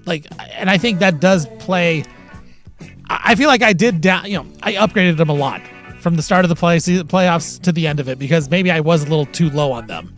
And so I do think last year they were by far the best team. I'm not willing to say that the Rams are better yet, even with the addition of Myles Garrett. So there'd be no bets on my side, but at the same time, I don't know that the Rams should be favored as the better team over Seattle. And I would say this: I don't think they ran over everybody in the playoffs. They certainly kicked the crap out of the Niners, and they handled the Patriots. That was very close against the Rams. I think they're the same team. And if you give me Sam Darnold or Matt Stafford, and now Matt Stafford with Myles Garrett, I'll take the Rams and the Niners. All right. It's hot take. Hot take. Bringing it. Well, you talked about the Thunder and their bitch. How we thought they were going to be a dynasty. Still kind of think they might be a dynasty. But they lost to the Spurs. Thunder, yeah. We haven't even talked about it yet. I know. I can't believe it. The Thunder lost a Game 7 at home to the Spurs. And the big thing out of it, Rob, was Chet Holmgren scoring 4 points. Oh, my God. Taking 2 shots the entire game. Unbelievable. He looked like he was so scared of Victor Wembanyama, who has been dominating the entire series. Chet averaged just over 10 points a game in that series. Of course, Jalen Williams, the other all-star on the Thunder, he missed a couple games with a hamstring injury. Mm-hmm. Buy or sell, Rob, the big three that the Thunder have, Shai Gilgeous-Alexander, Chet Holmgren, Jalen Williams, will not all be together in Game 1 of the regular season. They will deal one of them in the offseason because of this loss. Boy, I tell you what, that's a great question. Now, here's the thing. They're not going to deal anyone but Chet. Chet just signed a max contract as well, so his max contract, where he's making like $50 million a year, kicks in next season. They're not trading SGA, and they're not trading. And by the way, I think this series. You don't think they're going to trade J-Dub? No, I think this series shows you how much they needed him. Like that, I think that's a big deal that Williams. We're all AJ Mitchell too. Yeah, we're all salivating over Wemby, and rightly so. But I think it's a big deal that the Thunder did not have Williams and still damn near won this series, and AJ Mitchell. And oh, by the way, their third best player, Chet Holmgren, was nowhere to be found. Like, I think if I'm Sam Presti, you got to be careful not to overreact. Now, do you think they're proactive though because they have draft picks, they have draft capital? I got to say, I don't think it's an overreaction to punt on Chet after what I saw in that series. I really don't. Dude, have you ever seen a star player get his lunch eaten like that? Third team All-NBA guy, yes, all-star. He's a star player. They benched him at the end of the game. He was a liability. He was unplayable, and his mentals. The scary part, Rob, is you would think Wemby's not super strong. He's still kind of frail. He's skinny. You can't put Chet on him. Chet has to play off the ball on defense, and so you have to play another big guy. Well, if Chet's not going to shoot the basketball, he's not going to score the basketball, you're playing two big guys. That clogs up everything. And we saw the Spurs load up on Shai because they weren't scared of Hardenstein. They weren't scared of Jalen Williams hitting threes. They weren't scared of Chet, and it killed everything the Thunder tried to do.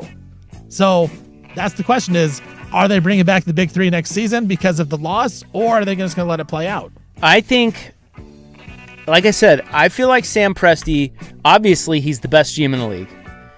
He has built a championship team, and you got to be careful not to overreact to losing one series, particularly when one of your best players was out and another one was completely ineffective.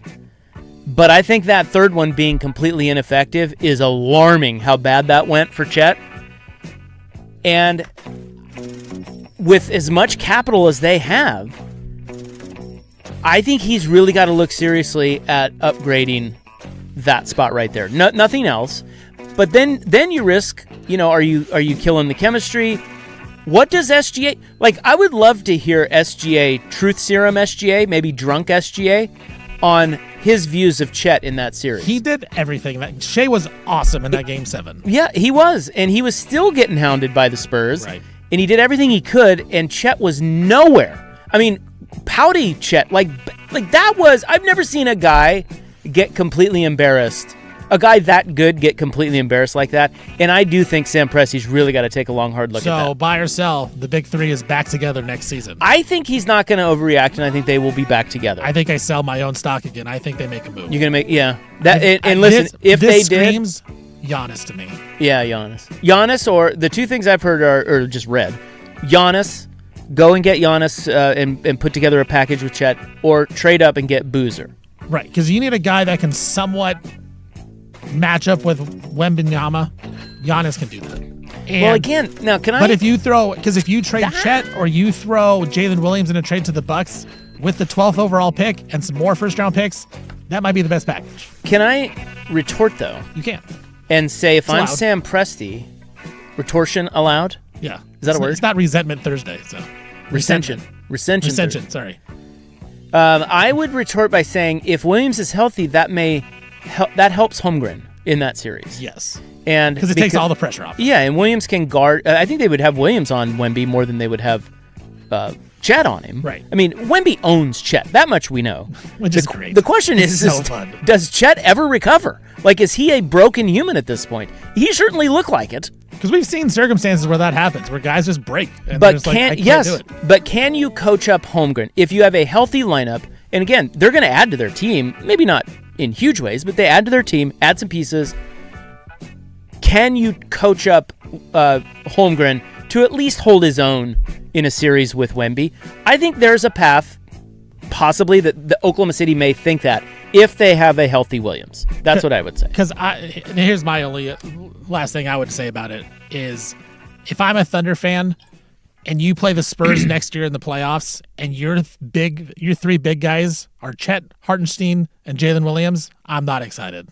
I have Hartenstein, one of the top three. You're just saying that because he Right. did a decent job on Wemby. Right, like if because those were the three bigs they played this last series Yeah. with those three guys. If they don't upgrade one of those players, You don't think they can beat the Spurs with? I think that they can, but I think the Spurs are going to upgrade as well. And the Spurs are just as young. Wemby's 22.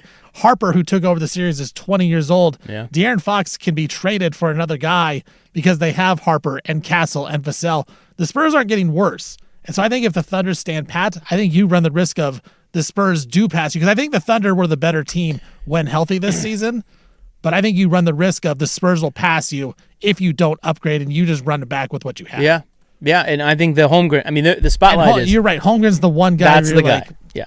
It's squarely on him because his abilities other teams will want. You know, He's a legitimate all-star. But how does he have two... Well, okay. We'll take a break, and we'll do a Chet Holmgren diss segment a little bit later because it's unbelievable. I would rather have that guy go 1 of 10 than 1 of 2, or 1 of 15 than 1 of 2. Complete disappearance. And that has to be a major concern for Oklahoma City. But we'll talk more about that later. That's your Stock Watch, brought to you by Goldberg Jones. When it comes to divorce, custody, or child support issues, trust Goldberg Jones to help. Call 1-800-DIVORCE. Phone questions answered at no charge. There's Points Gobbler and Stock Watch. Coming up next in the news, a harrowing event in Sandy. That's next. I'm going to stick around.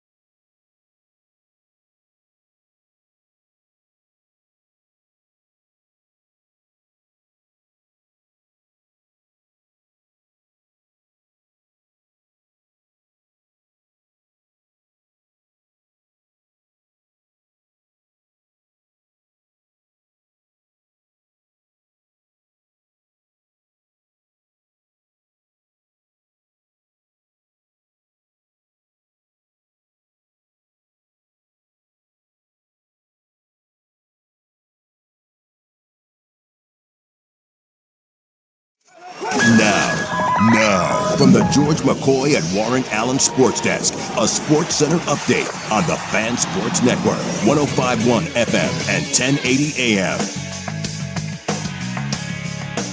First on the Fan, some sad news. Former Blazer coach Rick Adelman has passed away today at the age of 79. Adelman coached for 29 seasons in the NBA, third all-time in Blazers coaching wins. A couple really big trades in the NFL today. Cleveland Browns are sending two-time NFL Defensive Player of the Year Myles Garrett to the Los Angeles Rams for Pro Bowl pass rusher Jared Verse, a first-round pick, a second-round pick, and a third-round pick. While the Eagles, they're trading receiver A.J. Brown to the Patriots for a first-round pick and a fifth-round pick. Giants, they're going to be signing Odell Beckham Jr., bringing him back to New York. Beckham, he's only played 9 games the last 2 seasons. Warriors guard Steph Curry, he has signed a shoe endorsement deal with the Chinese company Li Ning. Going to be a 10-year deal. And the Oregon Ducks beat the Beavers on Sunday to win the Eugene Regional. Now, Oregon is going to be traveling to Austin, Texas to take on the Longhorns in the Super Regional. I'm Stephen Vaughn from the George McCoy at Warren Allen Sports Desk. Don't call your mom. Call George McCoy at warrenallen.com.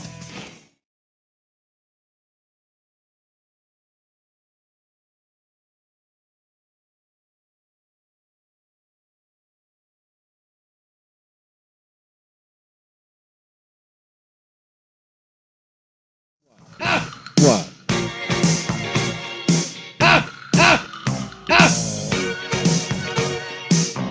Damn it.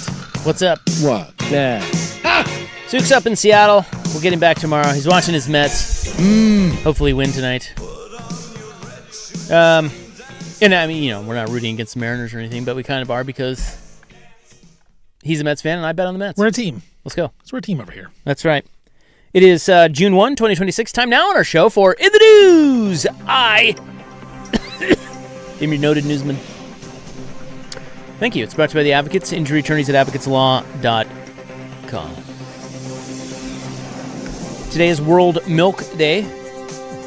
Now you have young kids. Do you feed them milk? Just like straight milk? Yeah. No. Do they go pour a glass of milk from the fridge? 2% or No, my youngest. So when it's hot out, sometimes we'll go to 7-Eleven. We'll get a Slurpee and stuff. We'll just let him choose whatever, one item because I gotta do that as a kid. My youngest, the last 2 times, he's gotten chocolate milk both times. Whoa. I know. Do you think he's a psychopath? No, because I did the same thing. So You like chocolate milk? when I was a child, yeah. Yeah. Not really as an adult, but as a child, yeah. Chocolate milk is the best, dude. Is it? You didn't like it? I remember. I remember like school lunches. I would want to get hot lunch on Wednesdays because it was chocolate milk day. Yeah, the school lunch you could choose between regular milk and chocolate milk, and I would always choose Only chocolate. on Wednesdays for us, though. Oh, really? Yeah, Huh. we were Wow. poor. No. Well, I always chose chocolate, but I didn't love it. So is milk still a thing with kids or not? What's the deal with milk? I don't. Remember, they used to tell us that it was like It great built for strong your... bones. Yeah. I don't know. I have feel to like drink milk. I feel like some people will say it's good, some will say it's bad. I don't know. They just eat it with cereal. That's basically why, and they There eat you a go. ton of cereal. So that's about it for us. Okay, so it's in there because of cereal. Do they ever go in and just pour a glass of milk? No, Yeah. no. I don't remember the last time I did either. It is also National Olive Day. Did you know olives are actually a fruit? Did you know that? I did not know, but Now you do. I don't care for olives. Oh, you don't? Nah. I like a good olive. Just like by itself, like a can Yeah. out of the can. Yeah. Do you know they're the same family as peaches? Do you like a good Wait, peach? what? Yeah. That's Olives right. and peaches? That's right. Learned this today. That is blowing my mind right now. Yeah, olives and peaches and cherries, I think. They have pits, you know. Okay. All right, I can see it now.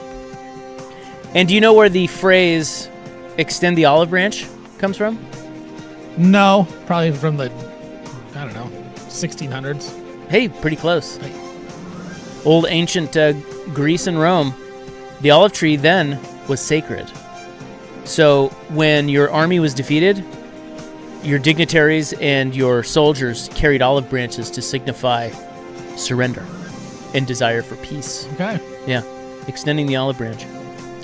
Now, just because it's important to the world, I have to rank the top fruits. Yeah, please do. I need to know. I want your rankings too. It's very important. I'm going to go orange 1, banana 2. I have the avocado 3, followed by the strawberry and the watermelon. Very controversial top 5, I've been told. Yeah, because by the fruit police. Now, orange is delicious. I love oranges so much. But you can find a good orange about 10% of the time. The other 90% you're going to get is a trash orange that tastes like cheeks, and I don't want it. Wow, okay. But like if we're going we're going at our best, like I always was talking about the Spurs at their best are the best. If you're talking best for best, orange might be one. I would put strawberry up there over that. Like a really good ripe strawberry, I think would be number 1 for me. They're amazing. Watermelon. Yeah. I had that 5, so you have that 3. Yeah. Okay. I have 2. I would have strawberry 1. Oh, strawberry's 1. Okay. Yes. Strawberry, watermelon. All right. Raspberries. Yeah. I'm a big raspberry guy. I do love a banana. Like a banana Bananas in the morning. are great. Yeah.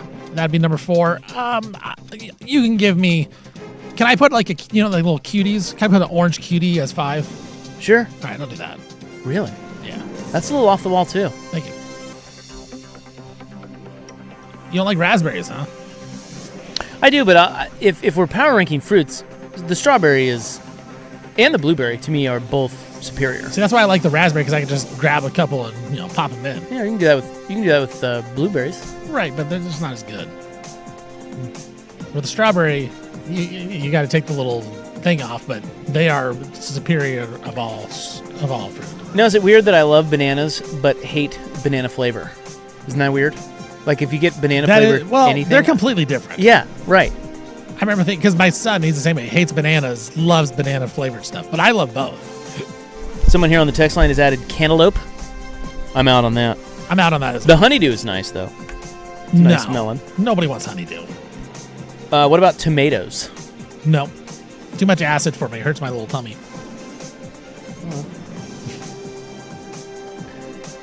All right. Well, there's hot fruit talk. Little tummy ache there. Wait, did you say honeydew? You liked honeydew? Yeah. Dude, anytime you go to like a party and there's like a fruit plate, the only thing that's left is honeydew. Yeah, see, if you know how sometimes they give you a little fruit cup at breakfast? Yeah. And there'd be like maybe grapes in there. Right. And then there's probably some pineapple and there's some melon, honeydew or cantaloupe. Yeah. I always leave the pineapple and the cantaloupe. The first things I go for there would be the grapes, strawberries if they're in there, and the honeydew. I agree. I'm not a big pineapple guy. And the watermelon. Grilled pineapple is the only way I like pineapple. I do not like pineapple. Pineapple and mushrooms can F off in my world. I tend to agree with you. Except for a grilled pineapple is delicious. I really don't understand why people eat mushrooms. They're gross. They're vile. Yeah. They take over, too. Exactly. They grow like mushrooms. Even grilled mushrooms, it's gross. I agree. Can't handle mushrooms. It. Yeah, that's right. Anti-mushroom here. Are you properly braced for the hottest day of 2026 thus far? They are saying it was supposed to be 92 today, and I'm checking my exclusive Odyssey Sports Network weather app. It's only 83. Jeez. Beautiful day for baseball. Fake news. In Seattle. Well, we had a harrowing event in Sandy over the weekend. This was Sunday. 3 people are dead. And we don't really know why. Court documents have revealed the names of the victims involved in a shooting that took place in Sandy. This was Sunday night. A deadly domestic disturbance unfolded over several hours Sunday evening, leaving multiple people dead and a police officer shot. The police officer is expected to survive. Sandy police and other adjacent agencies responded about 4 o'clock yesterday to reports of a domestic disturbance and a shooting in the town.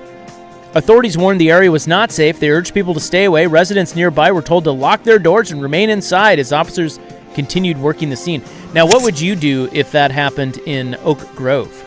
I would be scared. I would just stay Would inside. you do anything? You would just do what they say? Yeah. And just like, you know what, We'll just go inside, lock up.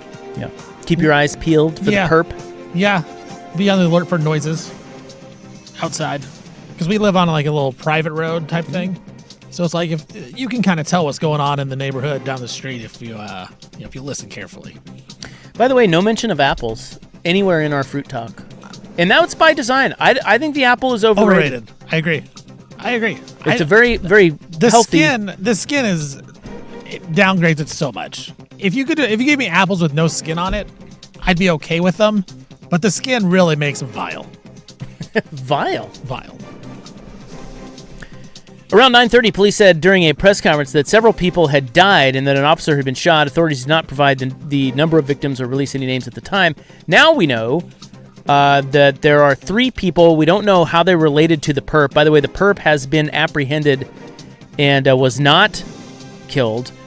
They said that when officers arrived, they were fired upon and returned fire. That's when an officer was shot. Medical crews later transported that officer to a hospital with multiple gunshot wounds. And then all they said was in their press conference, there are multiple deceased victims. Well, it sounds like this guy, whose name is Brian Andrew Moore, and they do have him in the straitjacket, looking all confused. He looks troubled. He is the perp. He was born in 1987. He is charged with killing 37-year-old Jenna Mary Overson, 70-year-old Mary Beth Overson, and 16-year-old Coben McClure. So it sounds like some sort of domestic dispute. But what was wild about this is he killed them, shot at officers, hit an officer, and then he was running around the neighborhood, apparently. He was charged with kidnapping 2 separate people for the purposes of holding them as a shield or hostage, and with being a felon in possession of a firearm. KETU news reporter Jennifer Singh was on the scene, as she always is, and spoke to some community members. A man told them he was waiting for his daughter, who was inside the apartment complex near the shooting. I got a call that said my daughter was up here in the middle of an active shooting, and that's really all I knew. When I asked what was going through his mind as a parent, he said, yeah, super scared. I got in the truck and I wanted to get down here and try to bust her out. That's what my first thought was. As for what he was hoping for at the time, the dad said, I see 2 SWAT trucks pull in there and I'm hoping that they bust down the door and neutralize the guy and everybody's safe and he gets taken care of and nobody gets hurt. Well, that is not what they did. Another person at the scene said a Sandy resident described their quiet town as being in a stir. Seeing something like this or hearing about something like this is not normal. We don't have a lot of violence, I guess. That's why I moved from Portland to here, so to speak. So yeah, this is very abnormal. She felt uneasy seeing all the ambulances on the scene. There were like 6 ambulances out there. By our house, there's a life flight helicopter in the field, so that said a lot right there. Seeing all the ambulances, all the different agencies responding is a sure sign of something not good going on. Scary stuff, man. It was wild. It was a wild scene in Sandy. Jeez. Yeah, there are photos of it. Like, would you try to be proactive and like try to do something, or are you just kind of hiding out like I am? I don't think you can. Because you can't. Yeah, there's nothing you can do. What are you gonna do? Unless you have like a long-range sniper that you're sniping with. Yeah, that's illegal. Can't do that. That would be illegal. So I wouldn't do that. Throw rocks at him. Try to trip him. Maybe rough talk him. Throw a baseball at him. With a stick. Get. Tell him to get. I don't know. This is scary. Dude. It's wild. Well, they got the guy. They didn't kill the guy. He's in custody. A not-so-harrowing event in Tigard. So it was bad in Sandy, not so much in Tigard. We'll get to that next.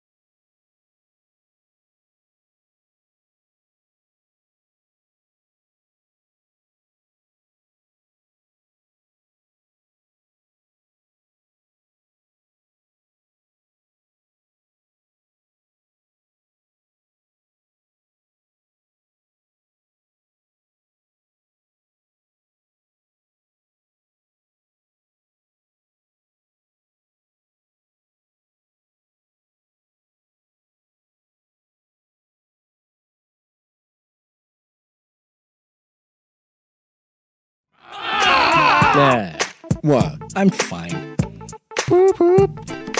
Please have you long. I mean that. This is in the news for June 1, 2026. You've already made it to June, month number 6. It's wild.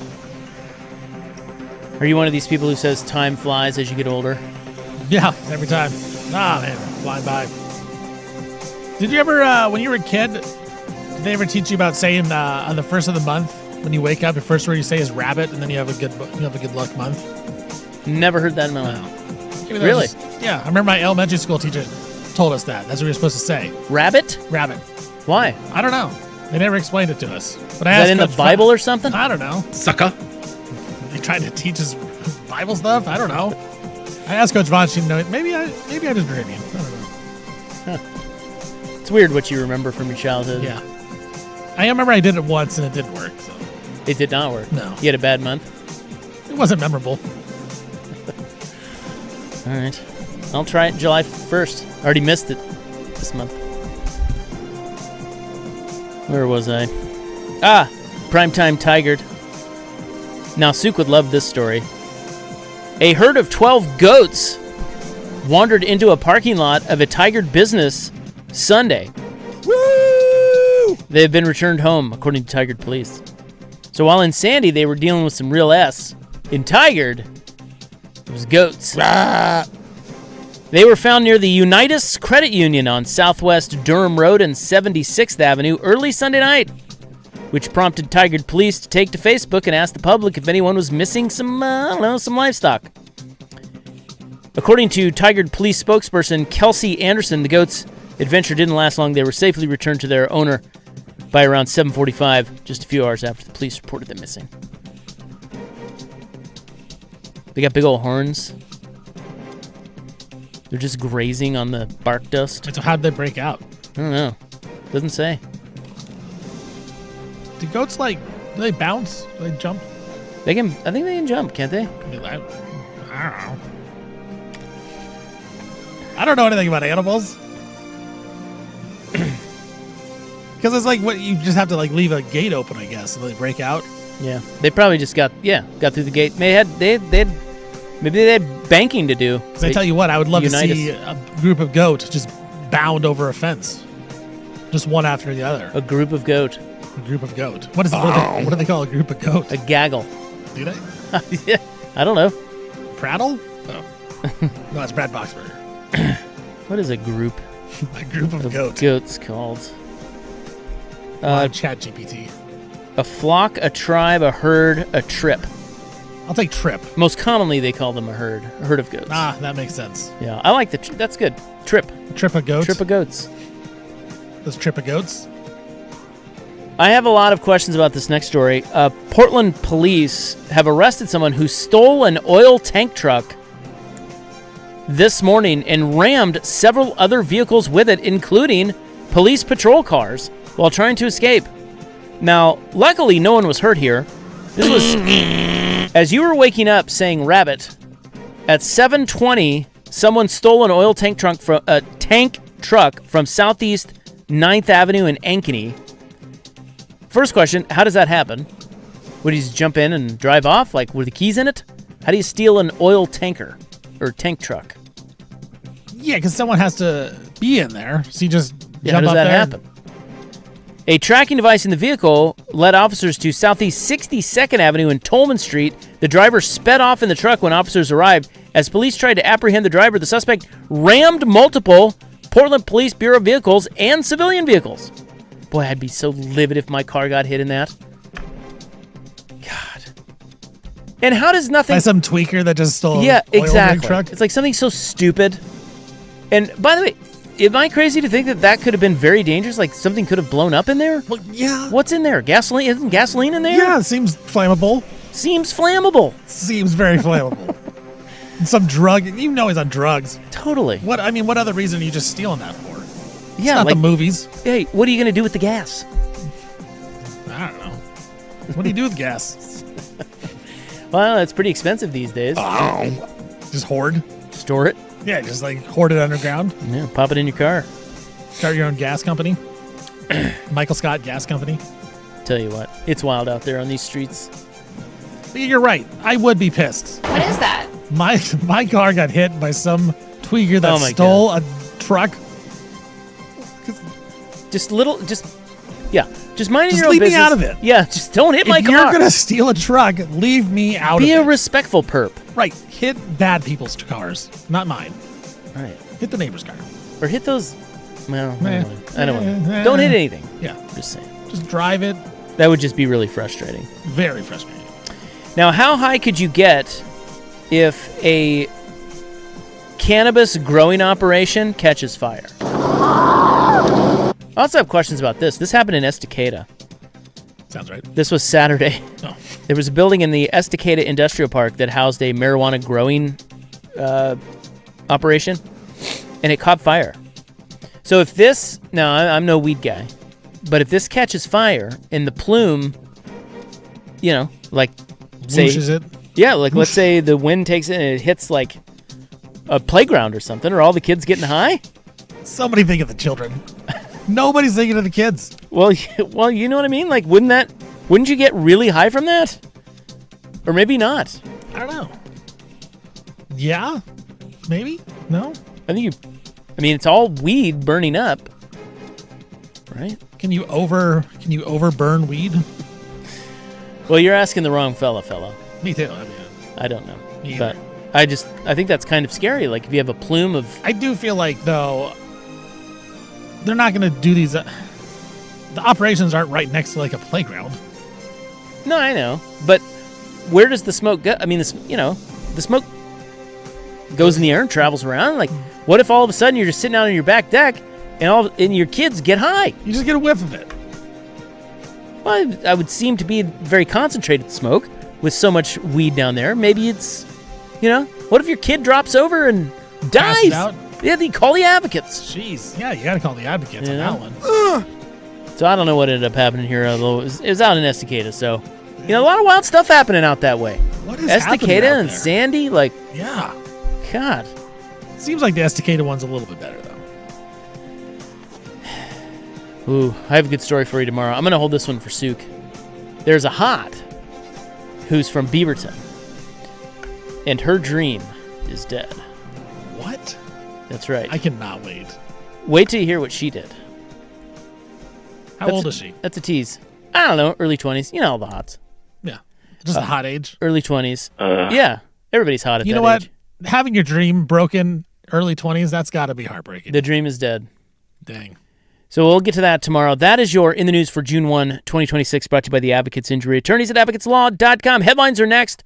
We lost a legend and big NFL trades today. We'll get to those items coming up next in the Horizontal Tug on the Fan.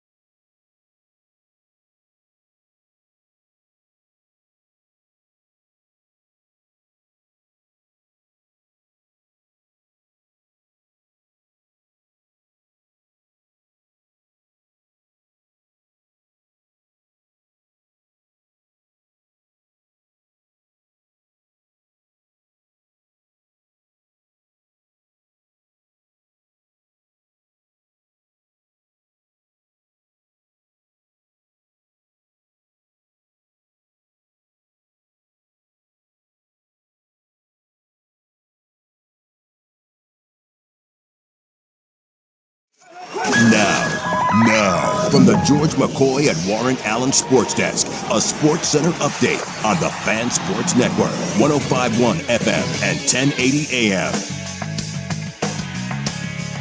First on the Fan, some sad news in the NBA world. Former Blazer coach Rick Adelman passed away today at the age of 79. Adelman coached 29 seasons in the NBA, third all-time in Trailblazers franchise history in coaching wins.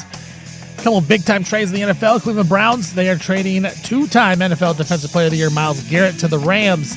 In exchange, the Browns are going to get Jared Verse, a first, a second, and a third-round draft pick, while the Eagles are making a trade as well. They're trading receiver A.J. Brown to the Patriots for a first-round pick and a fifth-round pick. Giants, they're signing veteran receiver Odell Beckham Jr., bringing him back to the Giants. Beckham's only played in 9 games the last 2 years.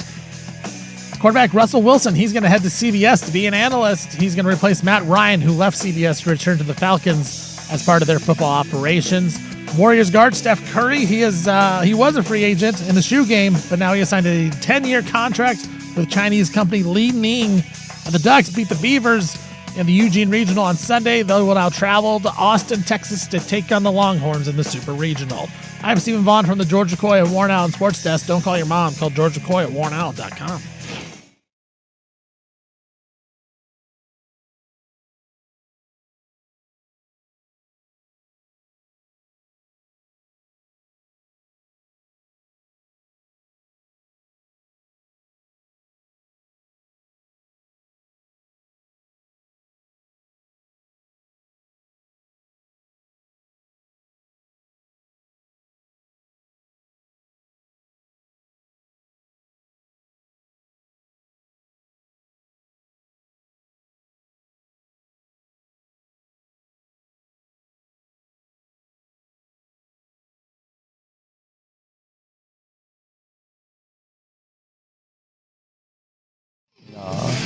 Hi, welcome back. Hope you're having a nice little Monday.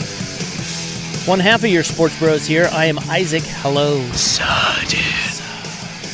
Big Sook is not over there. Dude. However, we do have Stevie Fire. We haven't gotten into our fire yet. Hey. Big weekend for the fire. Our fire. Our fire. No longer fading them, of course, as they're one of the upstart teams in the league. I hate to admit it. Fire got up by 11 early in the first half. I live bet the Fire to win outright. Wow. They were still like plus 150. Wow. So you won. I did. So now we're no longer fading the fire. Are we on the Fire? We are riding the fire. You know, a couple people mentioned, too, about that weed smoke plume. Yeah. Like when a weed operation goes up in flames, I think that's problematic for the community. So somebody said, well, imagine, think of all the kids, they're on the playground, and I guess somebody said, too, that the plume flew over Sandy. Maybe they're joking, but I don't know. I mean, it's kind of right there. A little west wind could carry. Anyway, think of all the kids coming back home from the playground to their house, and their parents are like, oh, my God, you reek. What the hell is going on at this playground? It's true. Or imagine not being able to pass a drug test because you got a bunch of weed. You're inhaling weed from a fire. Is that how it works? Like Elaine and Seinfeld just eating pops, eating muffins? I don't know. I have no idea. You just inhale a bunch from the fire? Look, I feel like it's problematic. Think of the children, man. All right, it's time for headlines, and then we'll get back into the Le Bloc Ness Monster. You heard that one about Wemby yet? No. No. Le Bloc But Ness I don't like Monster. it, so. Yeah, it's pretty stupid. Pretty terrible. The Wemby era has become, and we shall discuss. I can't believe we haven't even gotten to it yet, but the NFL stole the headlines today as we have 2 major trades, and I will get to that in a second. But first, as Steven has been telling you in his sports snorts, we must mention the death of Rick Adelman, former Blazers coach, has passed away at the age of 79. I did not know him personally. I don't know if you did, working in the Blazers, working at the Blazers. I know his declining health. It wasn't much of a secret, but he remained private, and he has passed at 79. Great guy from all that from the people that I know that have talked about him, and he was a hell of a coach. I mean, Rick Adelman was a really damn good basketball He was coach. great with the Kings, too. He was great with the Kings. I think people in Portland forget he also was like a Kings coaching legend as well. Well, he's the best coach that the Kings ever had. And apparently, yeah. I mean, who's better? They've done nothing except for when he was Yeah, there. they had Mike Malone, but then they fired him. So. Yeah. But Yeah. I guess he didn't get along with the Maloofs. Who does? Well, apparently no one. Right. But when he left, it's because he was in Sacramento for a while. When he left there, they didn't go to the playoffs again for like 20 years until they got there a couple years ago. That's Rick Adelman. Who can win in Sacramento? And yet Rick Adelman did. He was excellent with the early 90s Blazers, got to a couple of finals. I don't really remember much of his Rockets days. I think it was another stop. There's Golden State was in there as well. But that's a coaching legend right there. In a coaching legend family, especially in this area. As you know, David and Kathy. So yeah, I believe the Rockets actually had a decent run as well when he was there because he was there more towards the end. When they were at the Rockets, they were 55-27, 53-29. Who did he have on those teams? And then 42-40, I believe he got fired after that. That was like the Yao Ming, I want to say. Was he on that team? No. Trying to see here. I think he took over for Van Gundy, didn't he? No, Yao Ming was on that team. Yeah, so it was Yao Ming and T-Mac. Oh yeah, Tracy McGrady. Wow. Yeah, Yao Ming, T-Mac, and they were second and third. And they had Meta World Peace on their roster. They had a good squad. Well, rest in peace, Rick Adelman. Yeah, and a great coach in Portland, too. I mean, yeah, never could get over the hump, but a lot of teams couldn't get over the hump with Jordan and the Pistons as well. Like, he coached that Blazers team, lost to the Isaiah and the Pistons, and then lost to the Bulls. Like, you couldn't really get over the hump in that generation, but always got there. That was Portland's most talented team they've ever had were those years with Adelman. And it's not like he underachieved. Like, he got him to the NBA Finals. So, wouldn't it be the best? I wouldn't say he's the best coach in Blazers history. That's got to go to Dr. Jack. But you'd put him up there probably number 2. I think that's right. Who else would be in the running for number 2? Right. I don't think. Yeah, it's definitely Adelman. It's those. Yeah, it would be Dr. Jack and Adelman. I looked at Ramsey has more wins, has the championship. So also led them when they were just at their beginning. So you'd have to give him number 1. But Adelman had a really long run there. He coached at Chemeketa. Did you know that? I did. I saw that, yeah. I tried to go to Chemeketa out of high school. Yeah. Sorry. What did I say? I don't know. Did you say Chemeketa? You might have said Chemeketa. Yeah, Chemeketa. Chemeketa. Yeah, he coached there. That's how Dr. Jack found him and pulled him out over as an assistant. Yeah, I tried to go there. They didn't want me. Losers. Wow. That wouldn't have been the case if Adelman were there. I know. He just saw me like, dude. He'd be like, wow. That's my guy. Wow. That's my bro. Wow. This bald white guy. I had hair. I bet you did. Back then. Yeah. So now to the trades. There are 2 of them. We talked about them earlier. Worth repeating in case you're just getting in your car. We have the first time since 1997 that the reigning Defensive Player of the Year in the NFL has switched teams in that offseason. The last time that happened was Dana Stubblefield going from the Niners to then the Washington Redskins. And I never would have guessed Dana Stubblefield won NFL Defensive Player of the Year. I know. He was low-key awesome. He was. Dana Stubblefield. But I didn't think he was. He just didn't like that. He didn't sustain it. Right.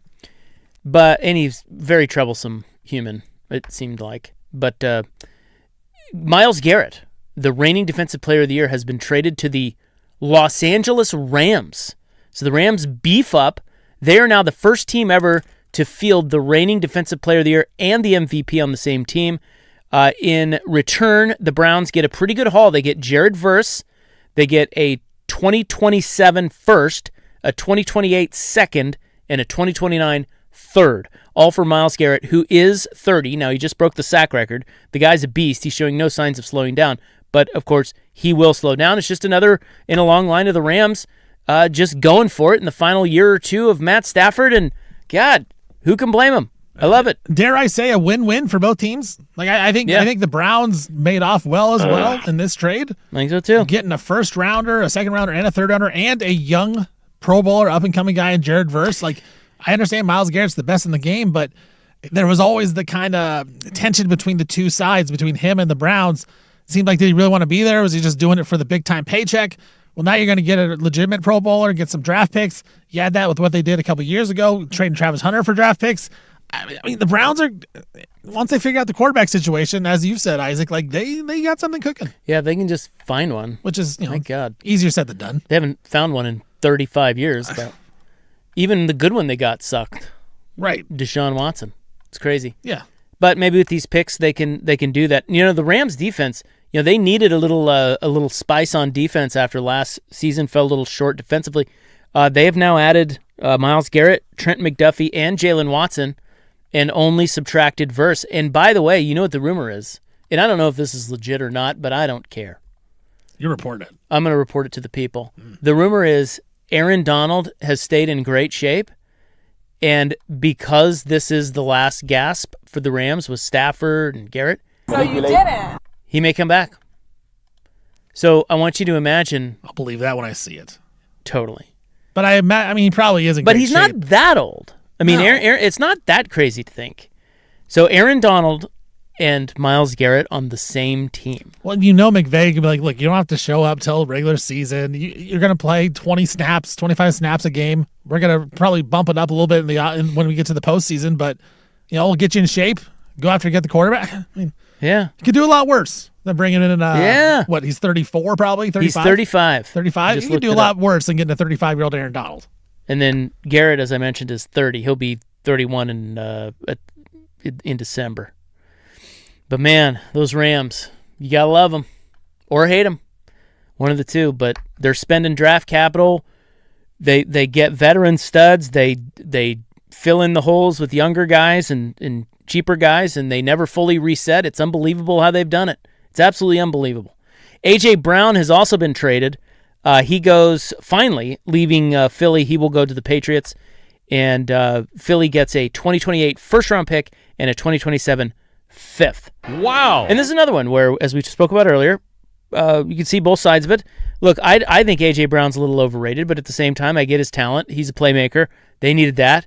And he should pair well with Drake May. But I also think it's great that Philly was still able to get a first out of him because they traded him for a first.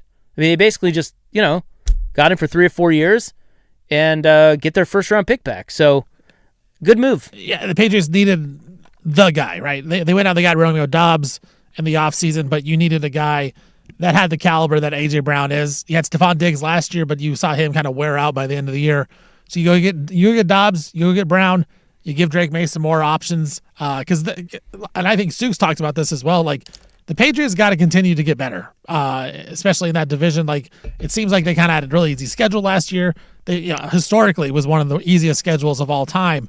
And the teams that they faced, you got to continue to improve when you got a guy like Drake May. So you go out and you get a guy like A.J. Brown who's proven it on the top levels, inconsistent as he is, but you still have some other options around. So I think again, good trade all around. And with him with the Eagles, they hated each other. Brown seemed like he hated Philly. The fans definitely hated A.J. Brown because all the drops. Win-win everywhere. It's really weird that this is happening.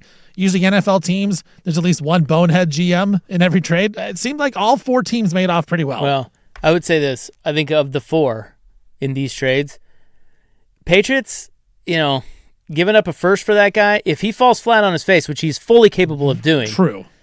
Or doesn't get along, I don't know. He's a diva. That could be a problem. That's the worst of the 4. The 4 deals, I think the Patriots in my mind. But I see why they took the risk. If I'm voting, I think the Browns made off the best out of everybody just with all the draft picks they got and a Jared Verse. But yeah, you're right. The A.J. Brown has the biggest potential of a blow-up. A couple of other things to tell you about before we get back into the NBA and the malfunctioning epiglottis. The Ducks won their regional in the college baseball tournament. So they are now headed to take on Texas. So the Ducks are the 11 overall seed. Texas is the 6. And Texas hosts a best-of-3 super regional, and I do believe they start that on Friday. So it's fitting that Oregon will have to go through Texas, that's a team that's been to 38 College World Series. Okay, so you wanted Bama, you got Bama. So that should be a lot of fun. Now, you're not a Duck fan, I know that. But play one on TV, okay? I will give you a College World Series title this year, okay? But it means that your football team cannot win a title for the next 2 years. No. Just 2 years. No. After that, now you have a baseball title in your pocket. Dan Lanning's back. You're not doing it. No. And, the Ducks have only made one College World Series, by the way, in their history, 1954. So this would be very historic if they get there. I didn't even know about that until I looked that up. I didn't think they'd ever been to the College World Series. I didn't either. I was shocked to see that they made 54? 54? Yeah. No, because the Ducks, football-wise, Suga's talked about this before. They are, talent-wise, on paper, they may be the best team in all of the nation. And so I don't know. I love Dan Lanning. He's going to bring in really good talent every single season. But it all has come together where your quarterback comes back for an extra year. You have all this talent coming back from a really good team. You added guys from the portal that are going to be able to contribute. It has all kind of worked together. The schedule is pretty easy this year, pretty manageable. You got a couple of tough games, but there's no way you're going to lose 3 games. You're going to go 10-2. I think at the very worst, 10-2. You're still going to make the playoff in that situation more than likely. I feel like when you get these type of spots, you got to take advantage of it. So no, I would not be willing to risk this year or next year for one baseball title, which would be fun. But I think all the Ducks fans would say, look, I want that college football title, man. That we've been building with that. Phil Knight has built that for 25 years. Let's get one for Phil. What about this? Put on your Beaver hat. Ooh, Beavs. How many of the 3 College World Series titles would Beaver fans give back to be good at football again? Like good how? Like top, like what they were before? Yeah, what they were before. None. Really? Yeah, I don't think so. I think the fact that they won those 3 titles, they've fallen in love with baseball. Yeah, they do seem to hang their hat on it, and they should. Great. They program. should. They're one of the best programs in the nation. I don't think they'd give up a title for it. But the back-to-back titles that's like 20 years ago now. It was. Yeah. Yeah. Maybe they give back the one from 18. Right, because it kind of was the one-off. Yeah.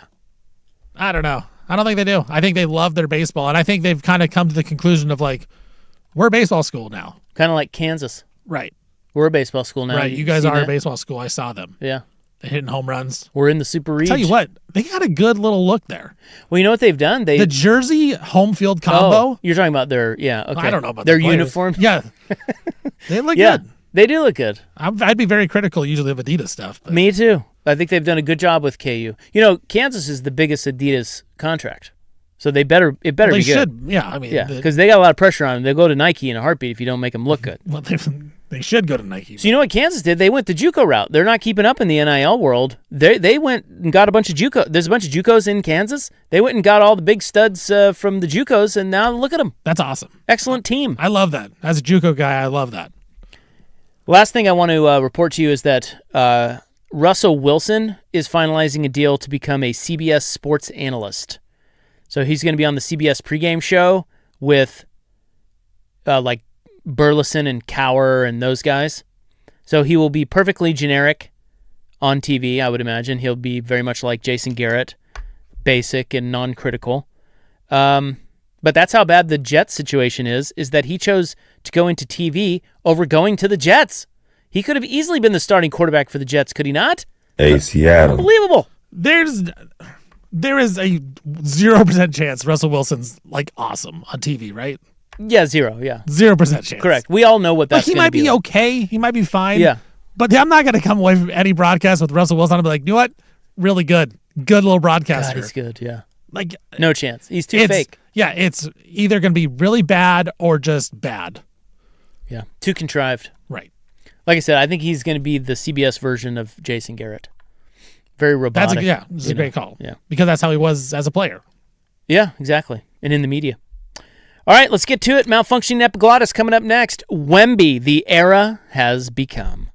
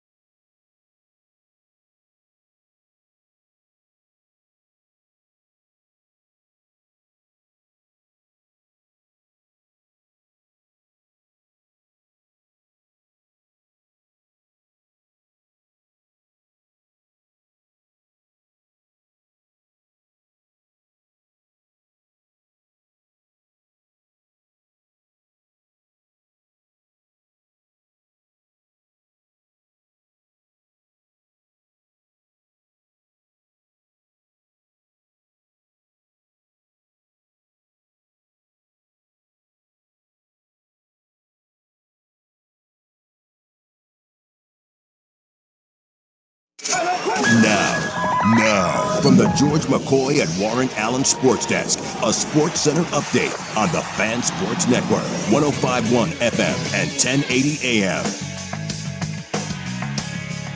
First on the Fan, some very sad news in the NBA world and Blazer world. Former Trailblazer coach Rick Adelman passed away today at the age of 79. Adelman coached for 29 years in the NBA, third all-time in Trailblazers history in coaching wins. A couple of big-time trades in the NFL. Cleveland Browns, they are sending Myles Garrett to the Los Angeles Rams in exchange for Jared Verse, a first, a second, and a third-round pick, while the Eagles, they are sending A.J. Brown to the Patriots. In exchange, the Eagles are going to get a first-round pick in 2028 and a 2027 fifth-round pick. Giants are having a reunion with Odell Beckham Jr. They are signing him to a new contract. Beckham only has played 9 games in the NFL over the past 2 seasons. Former Giants quarterback Russell Wilson, he's heading to CBS as an analyst. He's going to replace Matt Ryan, who left the network to return to the Falcons as their organization's president of football. Shoe free agent Stephen Curry, he has signed a shoe endorsement contract with the Chinese company Li Ning. It's going to be a 10-year deal for Chef Curry. And the Oregon Ducks, they beat the Beavs on Sunday in Eugene to win the Eugene Regional. Now Oregon baseball is going to travel down to Austin, Texas to take on the Longhorns in the Super Regional. I'm Stephen Vaughn from the George McCoy at Warren Allen Sports Desk. Don't call your mom. Call George McCoy at warrenallen.com.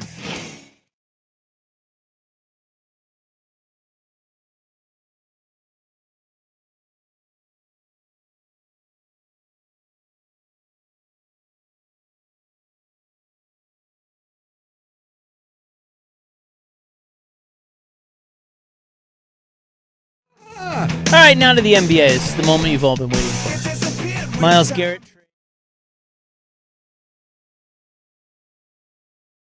So we thought, I'll go back to just after Game 5 that Oklahoma City won.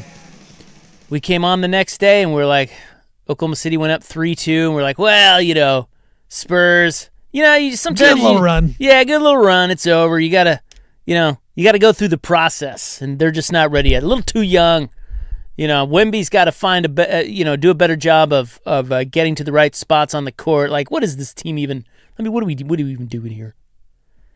Well, 2 games later, Spurs won them both, and apparently they skipped the idea that they had to go through any sort of process. And they are in the finals after winning Game 7 in Oklahoma City. And the series, they had some blowouts in the series, but that is as good a basketball series as I think you'll see. And it wasn't perfect in terms of game winners, and there were some injuries that affected it, but that was high level to the nth degree every game. And to do what the Spurs did going into Oklahoma City and winning Game 7, and then watching Wemby's reaction after the game, and it showed how much it means to him. I loved his reaction. I don't understand anybody that doesn't like Wembanyama. Now, I'm sure we'll get sick of him if he wins a bunch of titles, and because we turned on SGA just in one season, real quick. So I'm sure he'll win too much and we'll get sick of him. But right now, is he not exactly what you want from a star? Like, he's a killer. The man is a stone cold killer. He's an unbelievable freak of a player, but he's what you want. The only thing he cares about is winning, and he's 22. He was crying as if he had this long-suffering, winding road to travel to make the finals. It's his second year or whatever, third year. It's unbelievable. You're 100% right, because he is everything you'd want. Not only does he care, he brings effort every single time he plays. He plays on the defensive end, which a lot of NBA players get criticized for not playing defense. Wembanyama is an unbelievable defender. You can see how much he cares for his teammates. Like, every huddle, he's out there, he's trying to tell his teammates what to do. You saw after the game, all of his teammates just yelling and screaming for him and hugging him. Like, he really is what you want. And he wants to kill you. And, on the court, Chet Holmgren, he hates Chet Holmgren with a passion. And now, videos have resurfaced of him back when he was like 16, 17 years old, going up against Team USA and Chet Holmgren, and Holmgren beating him. And you can see the disgust on his face of he can't believe he lost this guy. and how it just is going to haunt him. And now it's like coming back to like he still hates him 6 years later from those moments. And it's great to see. It's refreshing to see for me because that is the number one knock on NBA guys is like they don't care. They don't play defense. This guy's 22. He cares a lot. Because there's also the clip of Jeff Teague, former NBA player. He was one-time All-Star. He came out and he said, look, when you play in the NBA, like people don't care about losing. They don't care. Like you go out and you play the game, you lose, it's fine. As long as you get paid, that's really what it matters in the NBA. And Wemby seems like the exact opposite. Like he wants to win. Yeah, exactly. And that separates the great from the elite. And Wemby is elite right now. And they've done it in a way that San Antonio Spurs team, as you said, Rob, they've skipped all the steps. Usually it's a step-by-step process. The Thunder, they did it. They lost to Luka and the Mavericks in the Western Conference Finals the year before they won the title, and then they won the championship. The Spurs said, F that. We're all young guys, and we're just going to win every single series. This is pretty amazing. Yeah, the 3 youngest finals teams in NBA history are these Spurs, last year's Thunder, and your Trailblazers from 1977. And I would imagine that the 77 Blazers, not a comparison that the Spurs want, because, of course, we all know that, Bill Walton ended up getting hurt. The interesting thing about that is all the old guys, Plumlee, Biyombo, Olynyk, all Harrison Barnes, like none of those guys play. It's all the young guys. Keldon Johnson's the oldest guy that plays. Fox is probably 28. Yeah. And then Keldon Johnson, I think, is 26. Besides that, it's like 25, 24. Harper's 20. Castle's 21. I can't believe Dylan Harper is only 20. That's, God. Dylan Harper... I hate it because he was the second pick in the draft. He's a point guard. Every time I watch him, like, man, that's what I wish Scoot Henderson was. Yeah. Scoot was the third pick. He's supposed to be this great athlete that came in and played well. He didn't. Dylan Harper's doing it on the biggest of stages and may win an NBA title as basically their point guard. Yeah, SGA had a good Game 7, and you knew he would. Great Game 7. But his team let him down. Like, they didn't do anything. I mean, Caruso had a good series, but he hurt himself in Game 7. Jason Wallace hit some shots in the fourth. Yeah. Wallace actually hit huge shots in the fourth. It didn't matter because they ended up losing, but the Spurs, on the other hand, Harper, I'm thinking of just Game 7. Harper hit a huge one. Champagny hit a ton. Champagny hit a huge one or two. Johnson hit a couple huge two threes. At the start of the third, that were humongous. Castle hit a huge one or two, and Fox. I mean, dude, have we been sleeping on De'Aaron Fox all these years? When he's healthy, dude, he's awesome. He's unstoppable. And then you had Vassell as well. Vassell was playing. Vassell hit that. You're right on that, which is shocking to me because the Thunder, their depth is amazing. It's been amazing all season long. It kind of came back and haunted them in this series where the Spurs, they only played 7-8 guys, but all 7 guys were awesome, and they contributed every single night. The Thunder didn't know where they were going to get their second or third leading score. Once Jalen Williams and A.J. Mitchell went out, they didn't know where their scoring was coming from because Chet was averaging about 10 a game. You couldn't rely on him. And so it was Jared McCain, it was Cason Wallace, it was Caruso. Like, those guys aren't guys that you want to rely on as your second top scorer in the league in a playoff game. So that it leads the question of, like, well, would the Thunder have won if A.J. Mitchell or Jalen Williams are healthy? I think they do, but it really cost them in this series. See, it did. And I go back to, I think the best question of the day is the one you asked in Stockwatch, and it's what everybody's debating today. Is Chet Holmgren done with Oklahoma City? Or J-Dub. Yeah, but I think Williams... I think because he wasn't good when he played, but he also wasn't healthy. He was hurt. So a healthy Jalen Williams, I think he showed you how much you need a healthy Jalen Williams. Whereas you had a healthy Chet Holmgren, and he was awful. He got embarrassed. So two shots. He took 2 shots he's broken. Like, Wemby absolutely buried him, and you could kind of mentally just broke the guy. Yeah, you could see it on his face. Like, it's a real problem. That said, I gotta think that if Williams is fully healthy, the Spurs, that being said, the Spurs barely won that series. And Williams was hurt, Mitchell was hurt, Chet was a no-show. They kind of, I go back and forth. With Wemby, I'm not discounting anything that they could do here moving forward. It could be a dynasty. We oftentimes jump to conclusions about that. We thought the Thunder would be a dynasty. Well, here they are out.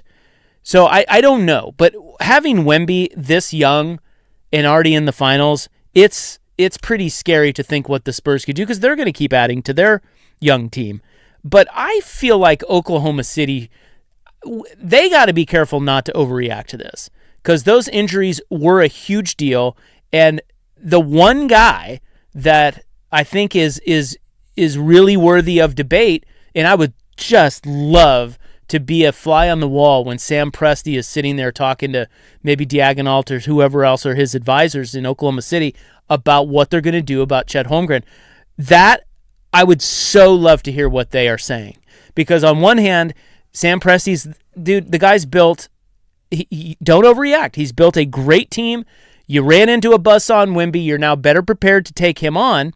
But at the same time, because you've seen him in a series, but at the same time, Oklahoma City this year was 71-14 against the rest of the NBA. They were 4-8 against the Spurs.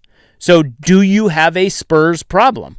And what do you do to rectify that? If you're fully healthy, does he sit there and say, hey, if we're fully healthy, I think we win that series and we're not talking about this? Or does he say, wow, Chet Holmgren got so buried and embarrassed in this game, we had to bench him. He was a liability. He wasn't just off. He was a liability. Do we have to move on from him? These questions are fascinating. And I think there's a lot of the NBA world already saying Oklahoma City should punt on Chet. I'm not sure that they will, but you brought up Giannis. Dude, that's changing the chemistry of what you have built, but at the same time, how could that not be better considering what we just saw with Chet, and then you would have Giannis to be able to throw at Wemby? You are right on, because I would love to hear the honest opinion of what Sam Presti is thinking right now. Because you can say whatever you want publicly, all that kind of stuff. You can hear Chet talk about it. He said, I probably missed some opportunities for sure. Like, I want to know what that guy, Sam Presti, the orchestrator of this franchise, thinks of what Chet Holmgren did and what he thinks going forward. Because you're right. What are you going to do? Because here's my thing, Rob, is if you're going to keep Holmgren, which is not a terrible idea. Chet's awesome. He's a top 25-ish player in the NBA. He's an all-star. Is he awesome? Or is runner-up in Defensive Player of the Year? He's a great rim protector. Is he just good against bad teams? I saw that argument where he's just been the biggest guy on the court every single time he's played in his life. And now he's going up against a bigger guy. But in bigger games, he didn't do anything at Gonzaga when it counted. He was good in the finals last year. He's good. That's the thing. I don't know. He's good, but he's a little fraudulent. You got to admit. I've never been the biggest Chet guy. I thought Chet was actually not going to be very good in the NBA, so I'm shocked he's this good. Now, Wemby's going to expose a lot of people. Right. And that's the thing is, do you sell already? Because I think if you are 29 other teams in the NBA, you would love to have Chet on your team as your defensive anchor. And I think that the problem with the Thunder right now is they have so many draft picks and they have so many good young assets. They got to figure out which ones to keep and which ones to trade, because the Spurs, I think, have a very clear line of what they're going to do. They're keeping Wemby, they're keeping Castle, they're keeping Harper, they're keeping Vassell. They can trade Fox. They can get rid of Keldon Johnson. They can fit other places, other things. But those four guys, I don't think they're trading them, and they're only going to get better. Vassell, I think, is 26. They're 25. They're all going to get much better. So the Thunder have to kind of match what the Spurs are going to do, and the Spurs have the monster in Wemby. So do the Thunder go out and say, well, we're going to be proactive. We're going to shave a couple years off the end by trading Chet, who's still young, and go get Giannis, who's a better player, maybe a better fit against Wemby, but he also maybe only has 2-3 elite years? Yeah, he's a little older. I don't know, man. Or do you just let him marinate? Let me ask you this. You're the big basketball guy. Do you think the Spurs have the better roster, or do they just have Wemby? They have Wemby. Okay. Well, if that's true, I'm not panicking if I'm Oklahoma City. I think you can tweak this thing. Well, I'll say this. I think they have the better roster this year. Who? The Thunder. Yeah. The Spurs have Wemby, but I think going forward, depends on how good Dylan Harper gets. He's the wild card, because he could, if he's incredible, you have to do something. Because he was awesome in this series as a 20-year-old. If he's only going to get better where he's an all-star level caliber point guard, to go with Castle, who is an elite defender, and you go with Wemby as well, then the Spurs have a better roster. I don't know how good Harper, and I think Harper's going to be awesome. I love him. I loved him in the draft. I think he'll be awesome. So I actually think in 2 years, the Spurs roster might be better than the Thunder. Yeah, if it keeps evolving. Yeah, boy, this is an interesting. Because you're awesome as it is. Yes, they both are. Right. So what do you? Why change? But I feel it like was so close. The Spurs have such a straight line of what I think they want to do, where the Thunder can go so many different directions. If they want to trade J-Dub and the 12th overall pick, they might be able to move up and get number 1 in Debansa. They might be able to get Cam Boozer if they want to trade up for number 4. Caleb Wilson. Like, they can do that if they want to. Or they have can just flexibility. stand pat. Yeah, I don't know that you stand pat, but I think you do have to have some avenues to better defend yourself against Wemby. I'm like it was very clear from game 1 of that series that the Spurs were a horrible matchup for Oklahoma City because SGA lives in the paint, and you can't. Like, they got nothing in the paint, and he's going to do this to every team, but particularly to Oklahoma City, because of the way they play. So that's why they're 4-8 against the Spurs, right, and they're 71-14 against everyone else. So what do you do if you're Presti? Do you look at that and go, okay, well, now we see how in a 7-game series, how Wemby's going to play, what we kind of did that worked, and you go back to it could be just as simple as going back to your I think they have a great coach in Diagonal, yes, and you say, listen, you have Chet Holmgren, okay? He's an all-NBA player. What are you going to do to better coach him against this guy and this team? And I mean only this guy and this team. Right.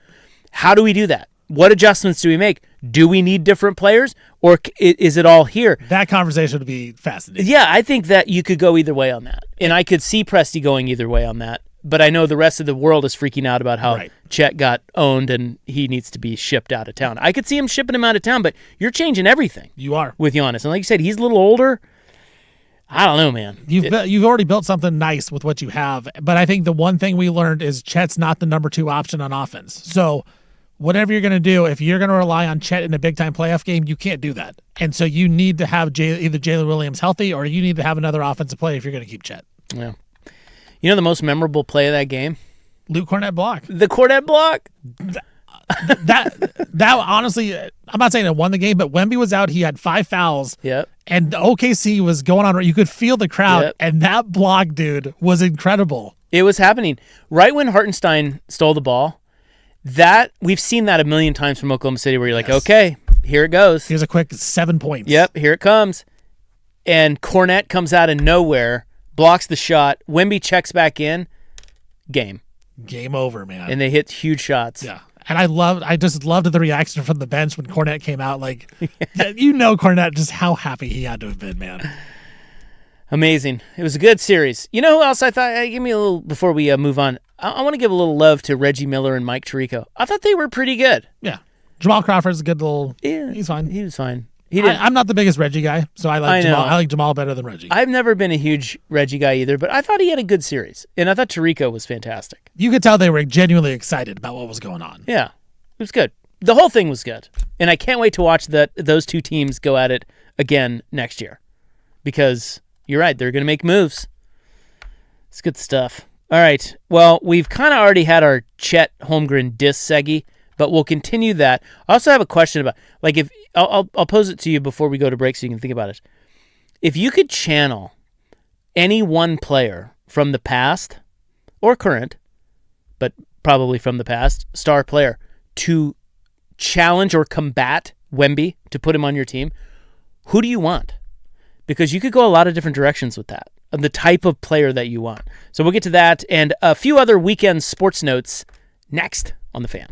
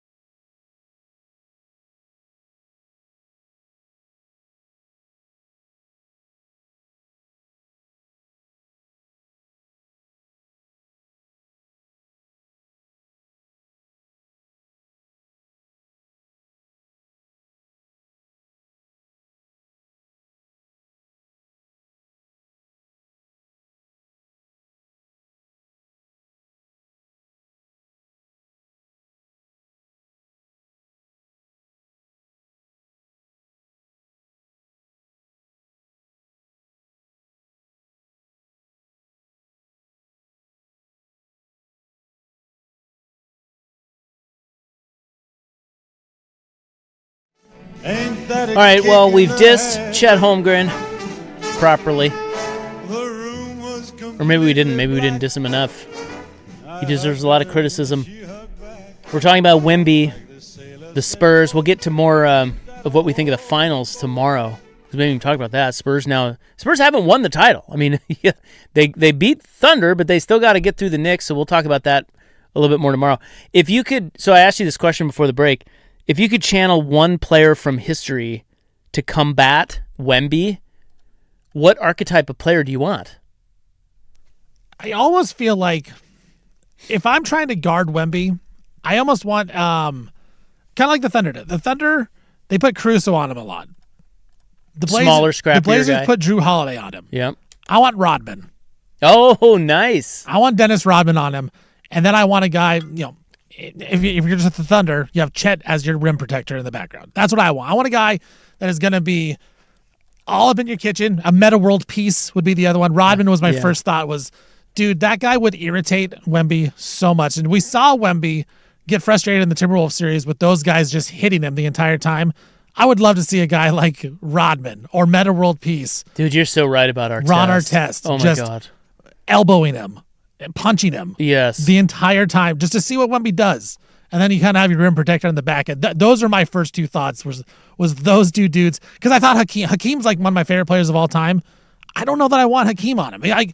Hakeem is one of the best defenders ever. Wemby just kind of going to go over the top of him. He's not going to be an irritant. He's not going to cheap shot him. I want someone that's cheap shotting this guy. I feel like that's the only way you can kind of beat up Wemby is by cheap shotting him. Don't you think I was thinking more along the star player lines, but I like the way you're thinking. Don't you think like the Heat when they had LeBron and Wade and Bosh? Yeah. That would be particularly tough on Wemby.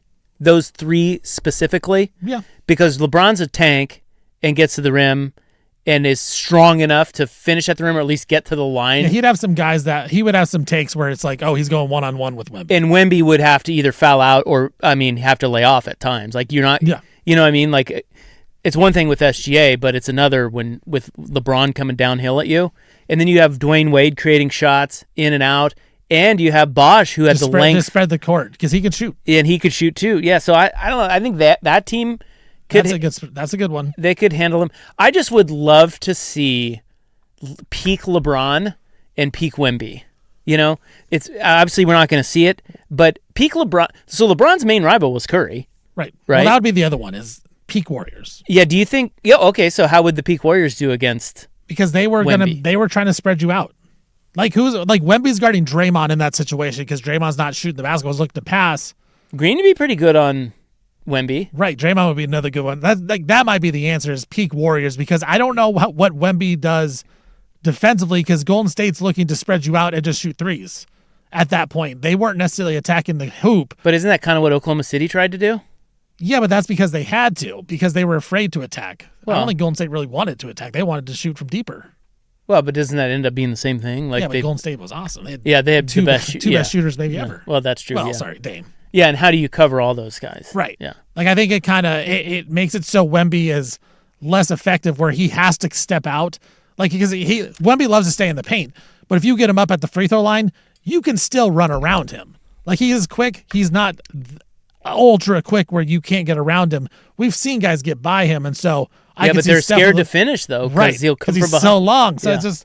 But I think with Golden State, he would have had to take an extra step or two out just to contest a shot. It would just open up the paint just a little bit more. God, I cringe. But the problem, that's the thing though, Rob, is it has to be all timers. Like Wemby, Pippen. Somebody brought up Pippen. That's his one. length. Yes, he could bother him, and he would bother him. But that's the thing. Like Wemby, it's only his third year. Like you said, they haven't won the title yet, but we're already thinking of like. It has to be all-time guys that are bothering him. Would peak Shaq? So here's the thing. No.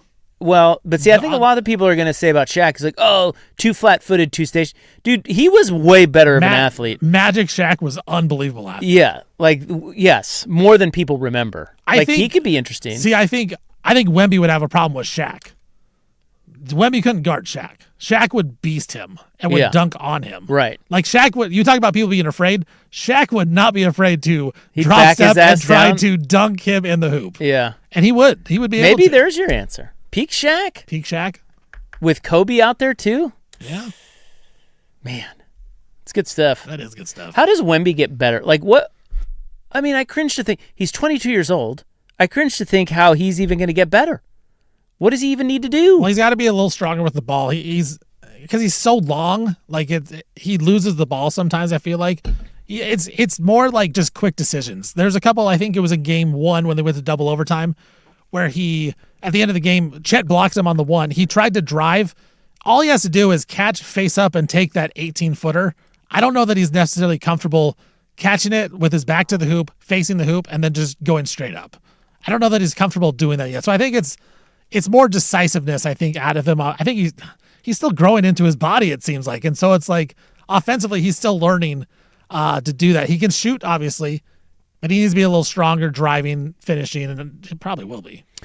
But defensively, I don't know what else he can do. Like defensively, he's just his presence. Yes, he's an all-timer already. Somebody else brought up Dwight Howard. A few people brought up Dwight Howard. He was guarding him. Peak athlete too. Yeah, long as hell. Yeah.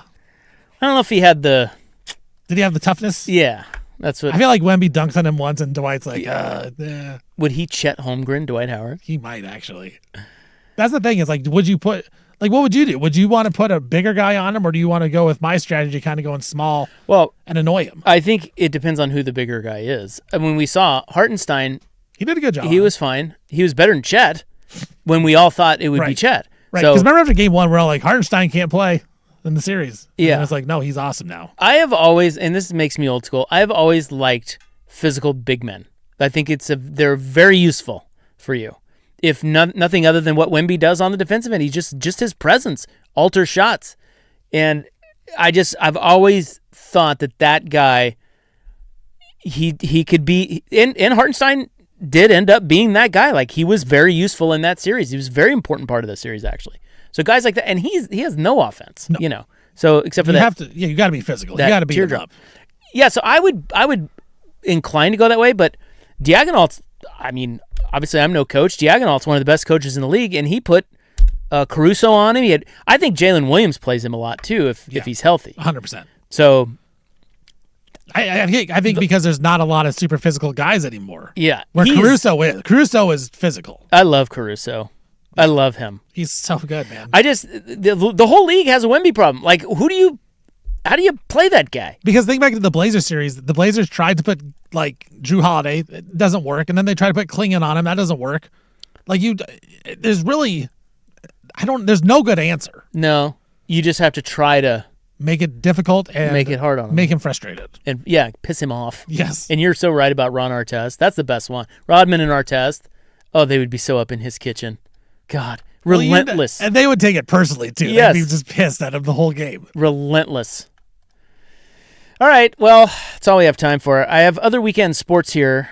We're going to have to get to the Caitlin Clark diss segment tomorrow. Our fire. Making mincemeat of Caitlin Clark. It wasn't even close. No. Not that I saw it. But I did see the final score. That's right. And apparently now Caitlin's getting some heat. Caitlin Clark is white. For being white. Oh, no. And then UCLA choked. Did you see that? UCLA is out of the college baseball tournament. Didn't even make it to the final. They didn't even make it to the Super Regionals. They didn't even make it to the regional final. Oh, they didn't even make it to their own regional final. No. Yeah, they lost to St. Mary's twice. Yeah. What is that about? Losers. 51-6 choke job out of the Bruins. God. So, a lot of stuff left over. That's for very Pac-12-y. It so is. Yeah, especially to lose to St. Mary's. So we've got a lot of stuff in the notes that will remain until tomorrow. But up next, we must move on to the club.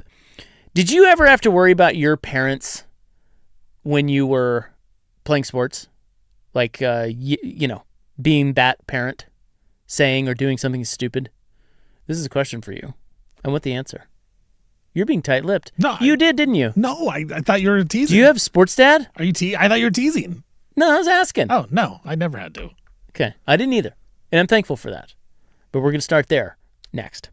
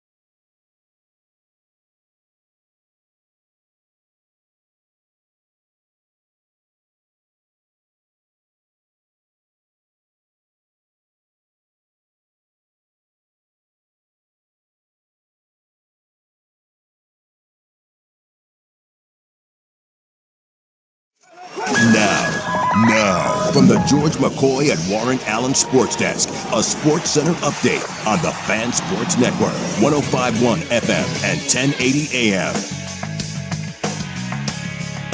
First on the Fan, some sad news in the NBA. Former Blazers coach Rick Adelman passed away today at the age of 79. Adelman coached for 29 years in the NBA. He is third all-time in Trailblazers franchise history in coaching wins. Cleveland Browns, they are trading away NFL Defensive Player of the Year Myles Garrett to the Los Angeles Rams. In exchange, the Browns get Jared Verse, a first, a second, and a third-round draft pick. The Eagles, they are trading wide receiver A.J. Brown to the AFC champion New England Patriots for a first-round pick and a fifth-round pick. New York Giants, they are signing wide receiver Odell Beckham Jr. to a contract. Beckham played 9 games in the last 2 seasons in the NFL. Quarterback Russell Wilson, he's heading to CBS to be an analyst. He's going to replace Matt Ryan, who left the network to be a part of the Atlanta Falcons front office. Golden State Warriors guard Steph Curry, he has signed a shoe endorsement contract with the Chinese company Li Ning. It's going to be a 10-year deal for Curry. And the Oregon Ducks, they'll be traveling to Austin, Texas to take on Texas in the Super Regional after beating the Beavs on Sunday.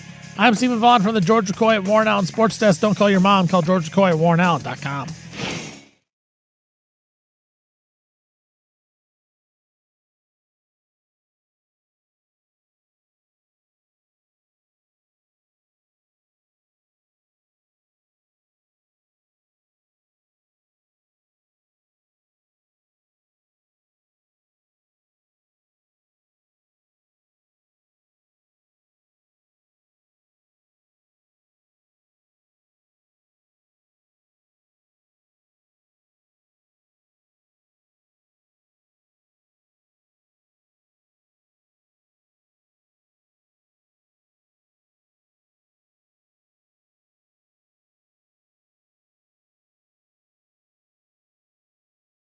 To arrive at these political compromises. Yeah. Google me, bitch. Oh no. Well, my. Should I go right? Should I go left? Damn it. How do I get in that little girl's toilet? I would crush you. He's a biracial angel. It's my land. Or whatever. I don't know. Okay, we apologize. It's time for the club, baby, on 105.1 and 1080. The Fan.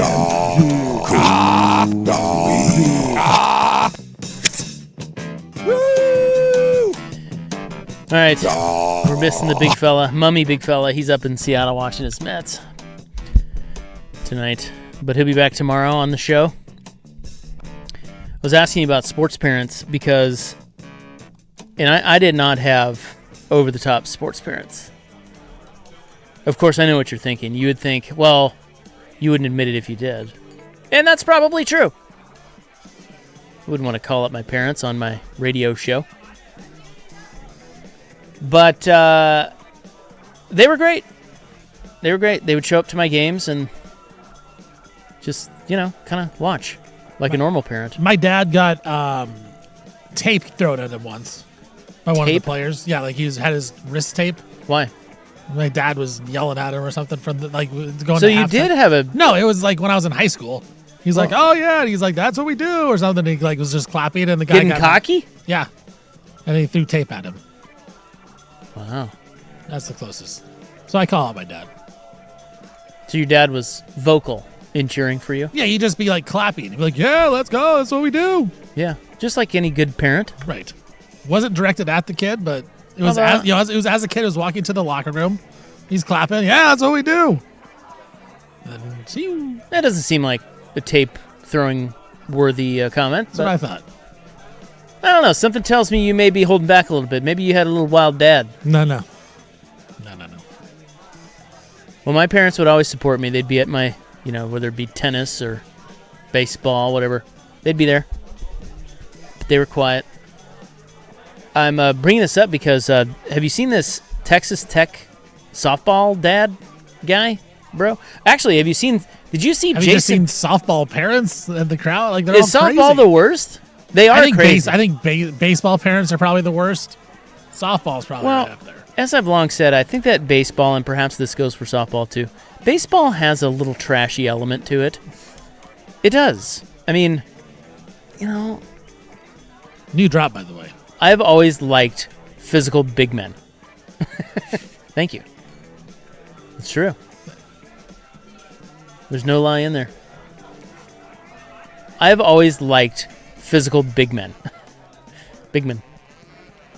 But, you know, so the families in baseball, it can be a little rough, especially get down in the South, you know? It's just a different archetype. And I also think in baseball and softball, the games are long, they serve a bunch of beer, and they get drunk. They get drunk and screamy. Because you're right. You watch the College World Series in softball, and those fans are wild. It's fun. Yeah. It's fun. I was watching the UCLA Texas Tech game last night. Went to extras. Did Texas Tech win that? Texas Tech won, yeah. Yeah. They're playing Alabama right now. So Texas Tech has a girl who transferred from Texas, and her name is Taylor Pennell. And she is claiming that, so Texas Tech just lost to Texas. And remember, Pennell came from Texas. She now plays for Texas Tech. She's the pitcher for Texas Tech. So she says that the coach of Texas, as they were congratulating Texas on their win, she says that the coach said to her in the congratulation line, or whatever they call it, you made a mistake. And then in the press conference, the pitcher was just like, well, I don't know. It was like, that was a long time ago. I don't know why she's still fixated on that. Whatever. Well, here comes Dad. Dad takes to social media. And his name is Brandon Pennell. And he writes several things, all of which, shockingly, deleted. But he hit post on a number of tweets criticizing the Texas coach. Or no, sorry, it wasn't Texas. It was Tennessee. They lost to Tennessee. So the Tennessee's coach, I think her name is Weekly, and then the Tennessee fan base. He says, the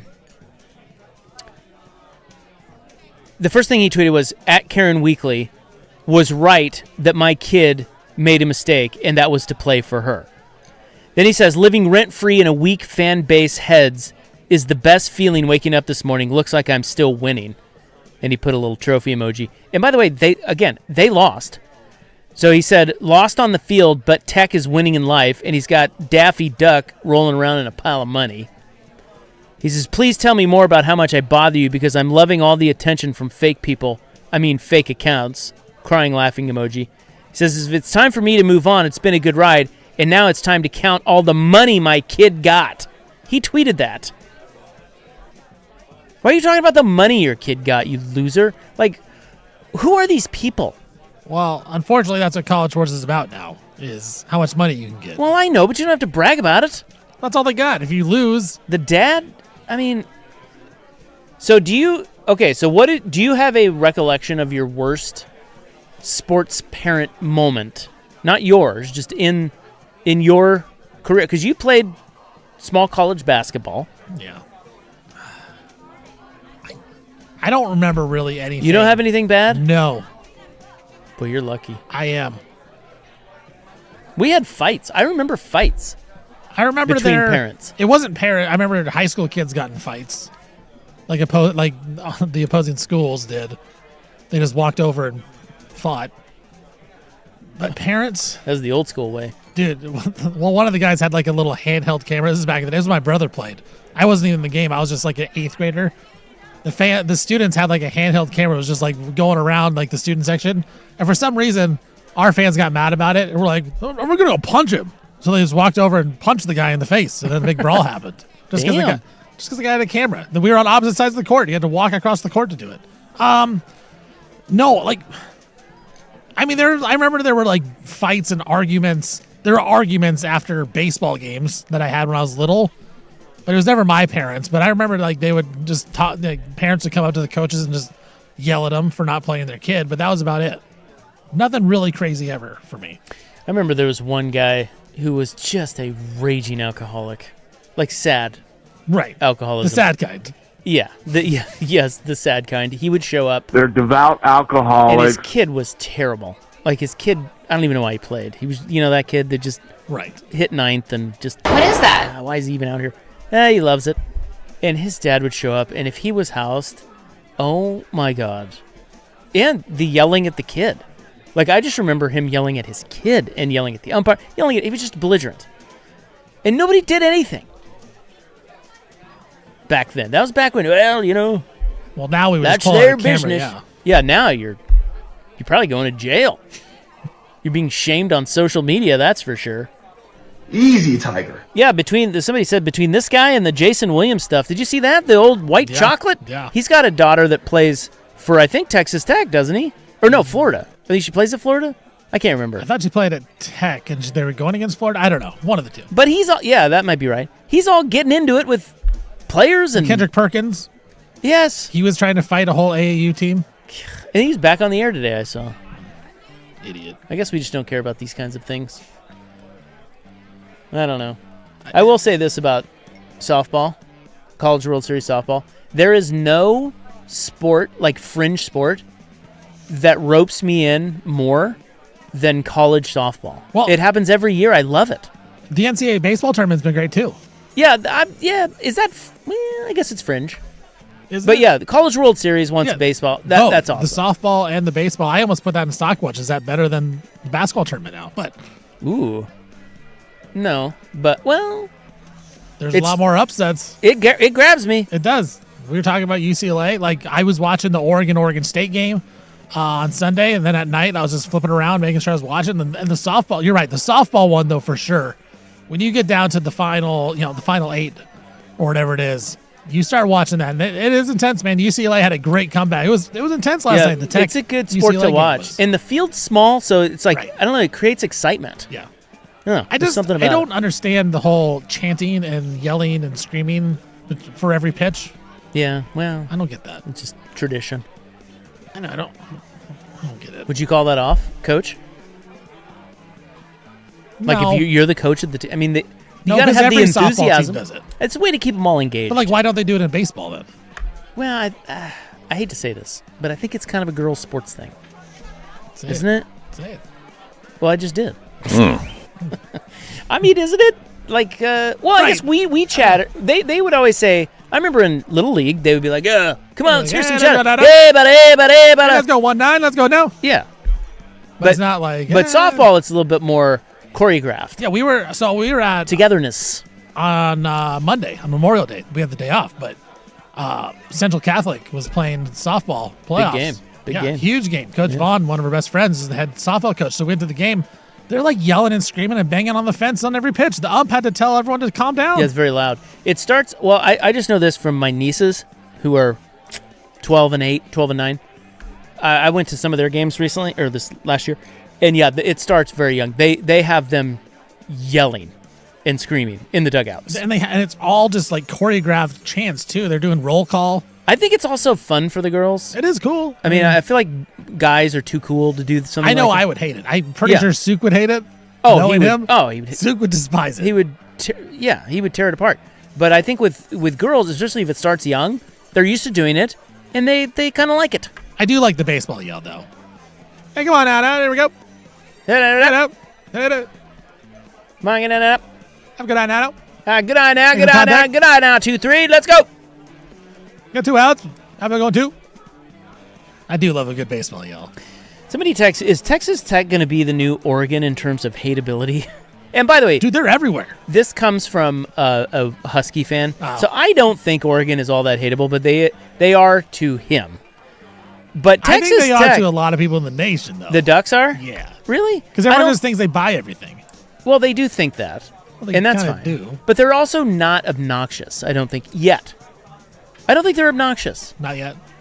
They might become obnoxious. Like, Texas Tech seems to me to be... This guy's got a good point. Texas Tech seems to be becoming quickly very obnoxious. And the thing with Oregon is, like, we can kind of say, okay, it's been a gradual, casual build. We know Texas Tech is just literally buying everything. Yes, they got one billionaire who pays for a bunch of stuff, and now they're all cocky. In every sport. Guns up, all housed, all rednecky. Yeah. Dude, there's a lot to hate about Texas Tech. Lubbock, yes, Texas? they're in Lubbock. Whereas nobody's going to Lubbock. Oregon's just a bunch of hippies. Like, Eugene's cool. I mean, it's not the best, but it's like, I could see a college kid being like, oh, cool, I'll go to Eugene. Yeah, Lubbock's rough. If I'm an 18-year-old, I'm like, not going to Lubbock unless I'm getting paid millions of dollars. No offense. None taken. Right. It's okay. You can say whatever you want as long as you say no offense at the end. Well, it's a good question. Texas Tech. God, that thing's enormous. Maybe they are going to be the new hateable team. I do think this is true. Not to talk too much sports here, but I do have a story about a plane turning around. I want your opinion on if they should have turned this plane around. We'll get to that. But don't you think that, and this is very anecdotal, but it seems like the same schools are winning a lot now? Like, Texas Tech is one of them because it's just all the NIL ones. Like, Texas Tech, Ole Miss, Oregon, Texas, Alabama, all these, it just seems like in all the sports, it's the same schools. Well, it's a very sporty topic here, Rob. And I will say, I push back and I say, look, this sucks that these smaller schools get booted out, and then you and Suit come back with, this is the best college football has ever been. Well, I agree with that. I believe that. They've also made it irrelevant for 80, 90-plus teams. Didn't. The freaking the Little Rock is in the super regionals of the college. As a matter of fact, I read today that in the College World Series, there are more 4 seeds in the super regionals than ever. The 4 seeds from there, so that means like the Yale of the Oregon. Yeah, I think like St. Mary's is a 4 seed. Yeah, St. Mary's is in, Little Rock's in. So that's myth. It's myth. I'm just saying that there's kind of a new hierarchy. I'm talking about the big sports here. I'm talking football and basketball. Okay. Well, I think there's a new hierarchy of good teams. It's like the traditional blue bloods are, it's more the new blue bloods, and Oregon's one of them. Right. And Texas Tech kind of seems like one. Texas Tech is. Indiana in football now. But we're not getting upsets anymore. That's what I'm saying. We're not going to get any smaller schools getting anywhere close. St. Mary's just beat UCLA. UCLA was the I'm number talking basketball, bruh. Why are you ignoring baseball, bruh? Bruh. I don't know. You don't know what you're talking about. So I'm talking hoops, dog. All right, no more sports. I'm tired. Doing? What are we doing? Oh, man. I blame Zook. Clearly his fault. So coming up next, I got a story about... Two off, 2 on, 1 off, 2 on. You know me, I'm the king of don't turn the plane around, don't inconvenience everyone on the flight if something goes wrong. Well, of course there are some time. I know what you... Have you had like a scary plane experience or something? I feel like you're so against planes. Wait, what do you mean? I don't know. You always have problems with planes. I have problems with planes turning around. Do you have a dramatic experience or something? No. I feel like there's a lot of unnecessary hate for turning planes around out of you. This is what I've learned to come to this program. Yeah, maybe. I just think it's ridiculous, some of their policies on why they turn a plane around when if they're halfway there, you still have to fly 3 hours back. So why not fly 3 hours forward? Protocol. Exactly. That bothers me. I don't like protocol that isn't common sense. How about that? You just don't like rules. That's what I've come to realize. You need rules. But, the pilot, he's the captain for a reason. Sometimes it's a judgment call. But don't they take it out of his hands and they just go straight protocol? You want the pilots to have more control. I need it. Or you want the passengers to vote. I need it. Can we get a vote up in here? To make... Pass this paper. That would be fun. Like rip up paper and pass it around? Yes or no? You know what they're all going to vote for? Going to the destination. You're not wrong on that one. Because 200 people on the flight, there's only 2 that are acting up or 2 involved in whatever's happening. The other 198 want to just get to where they're going. So why don't we just get to where we're going? So it's got to make sense. To turn the plane around, it's got to make sense. And sometimes it does, but oftentimes it doesn't. And I want to see if you think this one makes sense. I've always liked physical big men. That's next. Now.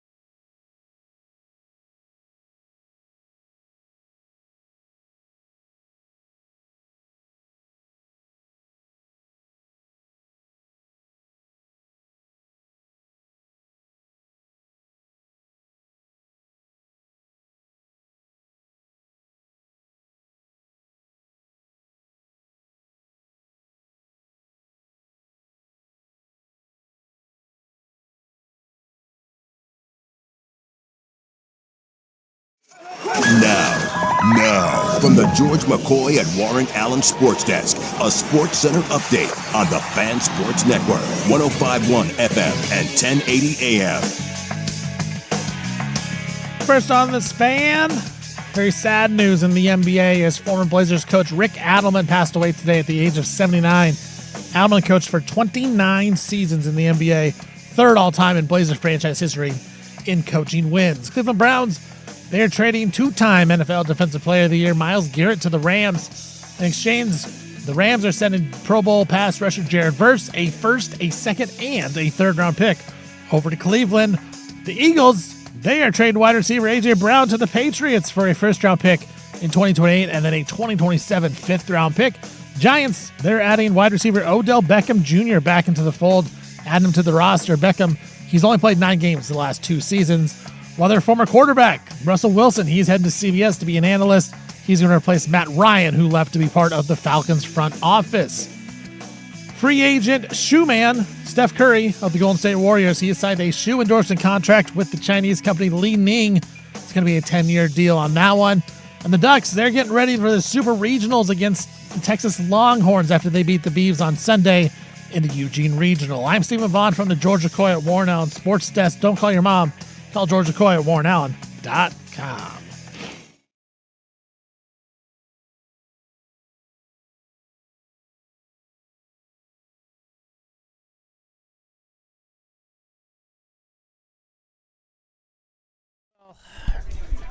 Airline travel is inconvenient enough for us. It costs a lot of money. Takes a lot of time. Can be stressful. Anxiety-inducing. The last thing we want to have happen is if we're in the air and something bad goes down and protocol kicks in and we have to go back to our destination. We don't want that. We want to avoid that as much as we can, right? Well, I have long been a staunch supporter of, whenever possible and within reason, continuing on to the destination so as to inconvenience the fewest people. Mama didn't raise no bitch. So I understand why rigid protocols exist. Okay? I get that. Very dangerous, being all the way up there in the air, 30,000 feet, whatever. You got to have rigid protocols. I get that. But at the same time, I think there should be some flexibility on some of them, depending on the situation. We do this with laws all the time. There need to be laws in place. It can't be Thunderdome, but sometimes with certain laws, we're like, it's fine. Same thing here. And you got a captain. You got a clear-eyed, mustached captain up in the cockpit with his cohort, maybe a little younger and more handsome, but equally as adept at decision-making. And they know the protocol, and sometimes you just have to follow the protocol. Sometimes something goes down in your cabin. There is nothing you can do about it. We got to turn around. Maybe a medical emergency. We have to turn this plane around and get this person some help. We're only an hour from our original, where we left from. Let's go back there, because we got 3 hours to our destination. Okay, that makes sense. Common sense. Okay. But come on, dude. There are other times when things happen, and I cannot believe that because of rigid protocol, there's nothing they can do but turn the damn plane around and inconvenience everybody on it. And we've gone through 1 million of these over the years on this show. And here's another one. So this one is a United flight, and it was leaving Newark, and they're headed to Spain. Okay. So it's like a 6-hour flight. Maybe less. Now, they were only an hour and a half into their flight when this occurred. So they are closer to Newark than Spain. But according to passengers sharing their experiences on this flight and on social media, flight attendants, about an hour and a half into the transatlantic journey, flight attendants came on the PA with an urgent command, and they said all passengers were ordered to turn off their Bluetooth connections immediately. Okay, so what I'm thinking if I'm sitting there is, all right, You know how they always tell you to put it in airplane mode? It can affect the controls or something. Nobody ever does that, by the way. Well, I guess some people do. You don't? No.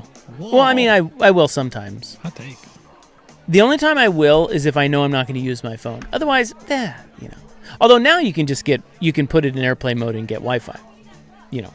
So it's, all I know is if I'm on a flight with you and the plane has to turn around, it's your fault. Why? You didn't what put did I do? You didn't put it in airplane mode. Oh, that's not. Come on. We all know that can't doesn't be unproven. As a matter of fact, I think there are things out there that state that means nothing. It's just, again, it's another one of those protocol things. Hey, shut up. Maybe wrong about that. But anyway, I digress. So the plane is headed for Spain, and they say, turn off your Bluetooth. So I would instantly think, okay, something's up with the controls or whatever, and we all need, I would do that. I'd be like, okay, no problem. They issued multiple increasingly tense announcements stating that the directive came straight from United's corporate headquarters in Chicago. Now I'm worried about turning around. Corporate's involved, and they never make the right decision. They're going to be like, get him back here to Newark. Crew members warned that if the active Bluetooth signals were not disabled, the plane would be forced to turn around. So now they're threatening. They're threatening us.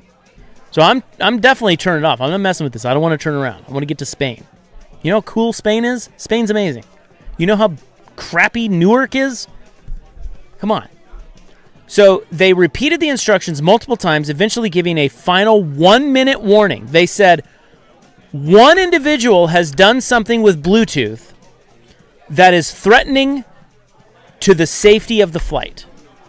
Now, what could that possibly be, Stevie Fire? What could one person do from their seat that involves Bluetooth that threatens the safety of the flight? I don't know. Can they hack into something? Well, you can you can airdrop pictures. Yeah, that's distracting the pilot. I don't think he's on there checking his.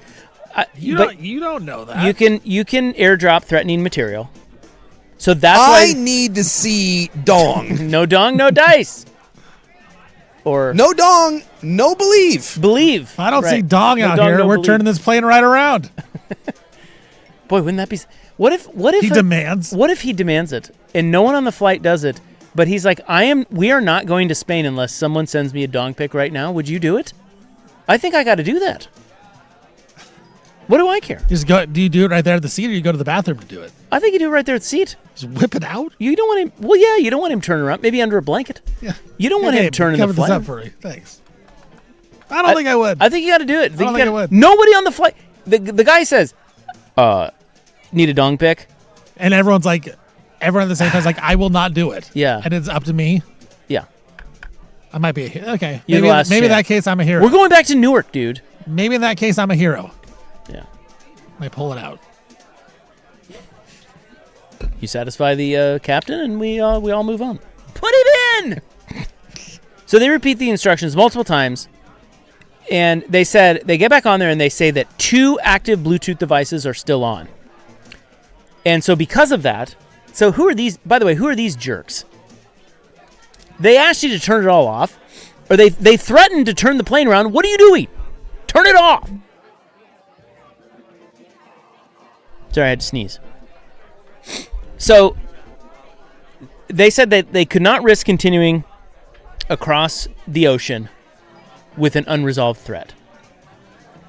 So while cruising at 32,000 feet over the Atlantic, the pilots made the definitive call to abort the route. They declared an emergency. They put in the code to the transponder or whatever. You got to signal it. You have to signal to air traffic that you have a general emergency, and they were quickly vectored back to Newark. So what do you think happened, Stevie Fire? I have no idea. I really don't know. So the entire plane was panicked, and I would have been too. I'd be like, as you should be. This is weird. Like, what is going on? Because you would assume if you're turning things around and we're threatening that, it's got to be something big. What I would think is somebody threatened them, via Bluetooth or AirDrop. And like somebody on the plane are saying they have, like something they're going to kill them. Oh, yeah. I'm going to take down this plane. Yeah, that's what I would think. And I'd be like terrified. I'd be looking around. Yeah, like something big's happening. Yeah. No. You know what it was, Stevie Fire? It was a 16-year-old boy who had customized the discoverable network name, we're going to start him at age 8 and groom them, of his personal Bluetooth speaker. It read bomb. So his personal Bluetooth speaker that he had with him was named bomb. You know how you can name your stuff on your Bluetooth? They saw that on the list of Bluetooth signals and had to turn the plane around. 16-year-old boy. Now, are you telling me that you aren't frustrated by that? Frustrated as a passenger, yes. But if I am a part of that crew, I'm a part of the flight crew that's trying to keep everybody safe, I got to do a little digging.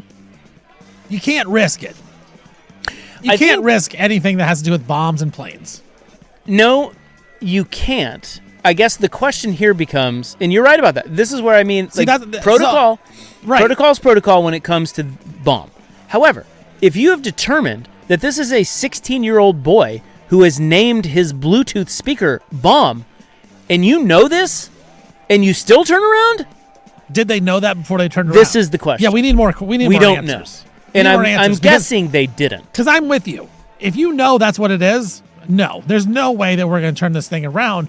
But at the same time, if we're still trying to figure out and gathering information, because my initial reaction would be like, oh man, like bomb on a plane? Like this is real. Like we have to look this up. And so I'm not against them turning around if they think it was a real threat and that was what the threat would be. But if they had found out that this was just a 16-year-old boy's, Bluetooth name, whatever it was, I do have a problem with it. I'm with you on this one. We should just keep mowing forward. So they said, I would imagine they did not know that, which is why they had to turn around. Okay, to be fair. But they said that the aircraft landed safely back at Newark, where it was met by a massive law enforcement presence. Federal agents were there. Passengers were deplaned with only their passports and phones loaded onto buses and driven around the tarmac for roughly an hour while security personnel secured the gate.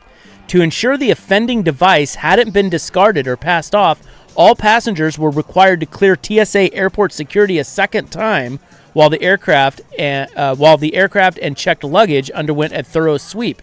So they had to sweep for a bomb. United Airlines has not yet released an official statement regarding potential criminal charges or lifetime bans for the teenager involved. Passengers, while relieved to be safe, expressed immense frustration over the multi-hour ordeal, with one traveler summing up the cabin's collective mood online, "This little joke ruined it for everyone." And that's how I would feel, and I would absolutely strangle that little numbnut. He would be strangled. Maybe to the point of death. That seems a little illegal. Well, it is illegal, but you know what? You know what is also call the advocates. So yeah, I don't know, but it's things like that. But can you? But if they didn't know it was just this kid, this one kind of makes a little sense to me. I mean, I guess you gotta turn it around if you don't know. You can't risk that. But I guess my question about that I guess maybe you could. Yes, you can. So So you still have to fly an hour and a half back to Newark. So do you think something more is going to happen in the 3.5 hours to get to Spain than it's going to happen in the hour and a half? If somebody has a bomb and they want to do something, you still have to fly somewhere. You're in the middle of the ocean. Right, but what if you think, oh, we're only going to bomb if we go to Spain? Well, what if they say they're only going to bomb if they go back to Newark? Well, then you keep going. You're assuming things. You don't know any of the, you don't have any of this information, and you can't make an emergency landing. I think that would be the easiest thing to do. Is like, what airport could ground you immediately and check this out? Maybe that makes sense. See, maybe they need that. Maybe they need an emergency landing in the middle of the oceans so they can figure things out. Well, where are they going to land? I don't know. Just put land out there. Can you do that? there's islands. Just land out there? There's islands out there. Build a little runway. Tell you what, I'd land out there and kick the 16-year-old into the water. Right, that's what I'm saying. And then you can deal with them.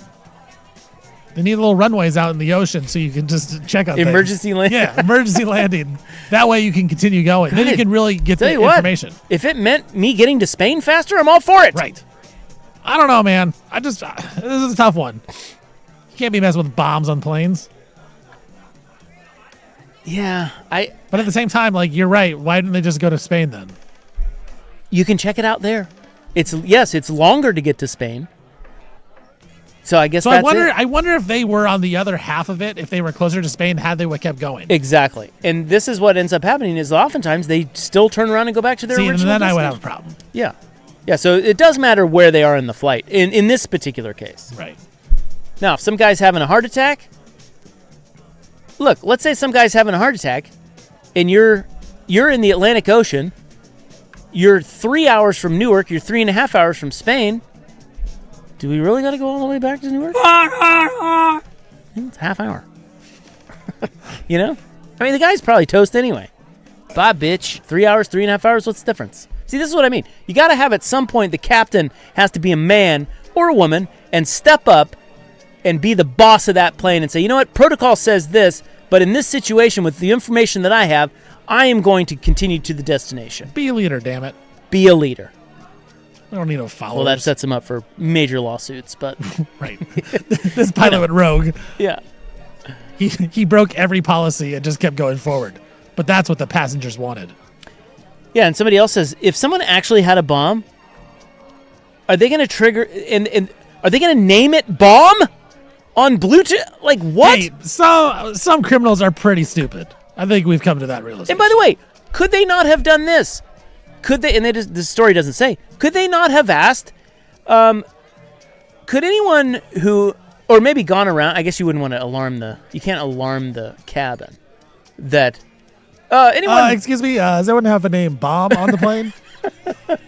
And then that would you can't panic. do that. You can't do that. God dang, that's a tough one, isn't it? Like, how do you suss that out? Can you pinpoint it? I don't know. I guess you could try to connect to it, see what happens. Hey, do you have a bomb? I mean, it's just a Bluetooth speaker. I guess just send dong pics. I don't know. There you go. We'll trade dong pics for bomb. I don't know. That's a tough one. But again, I think I'm pushing through. I'm risking it. We gotta get to Spain, bro. I think in the event this is nothing, some 16-year-old idiot, let's go. Either I die or go to Spain, or I have to go to Newark. I don't know. Yeah. Rather die trying to get to Spain. Right. I kind of actually agree with you. All right. Well, we solved that. I don't think we did. No, we don't. We need more information. That's a tough one. On both sides. Yeah.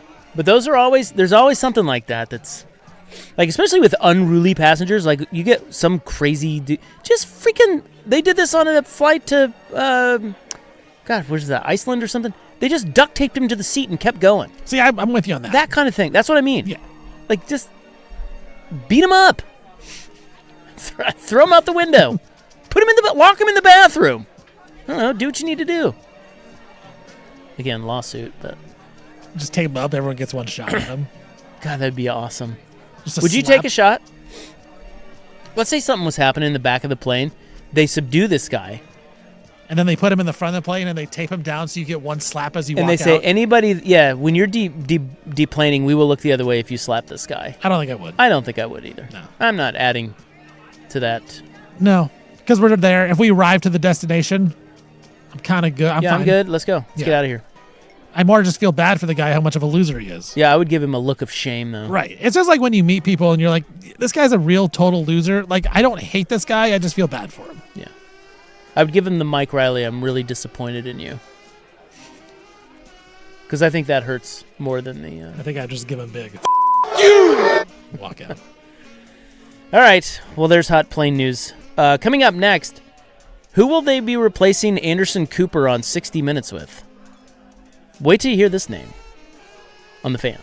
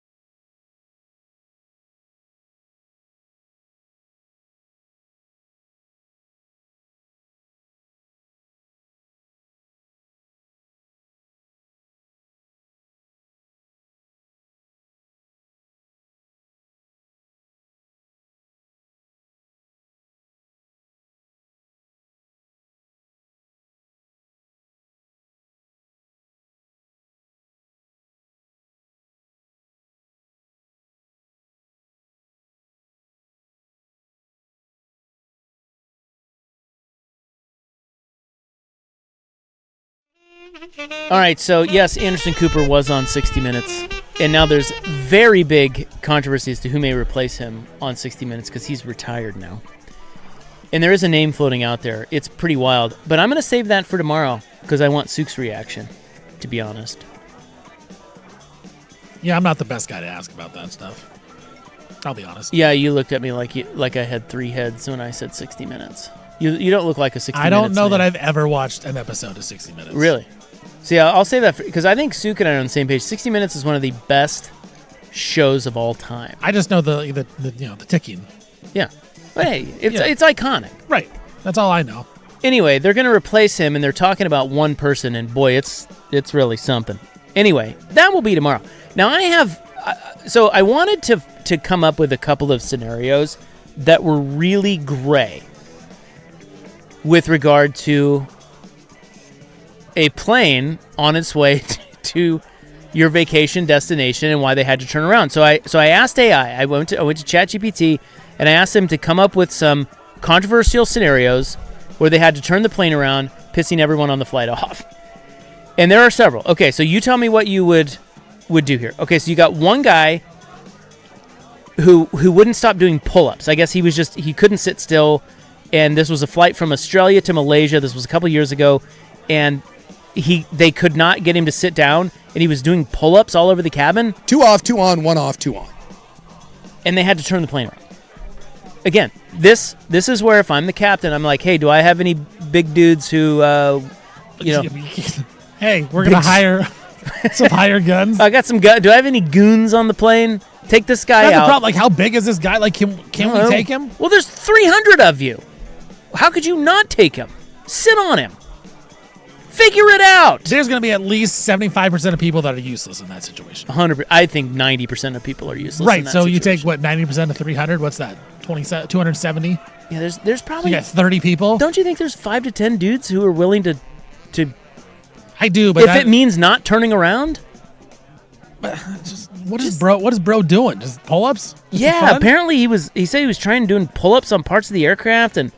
He was running. Like he was running through the cabin. I don't know what he was doing. He's someone just trip him. Stick your foot out.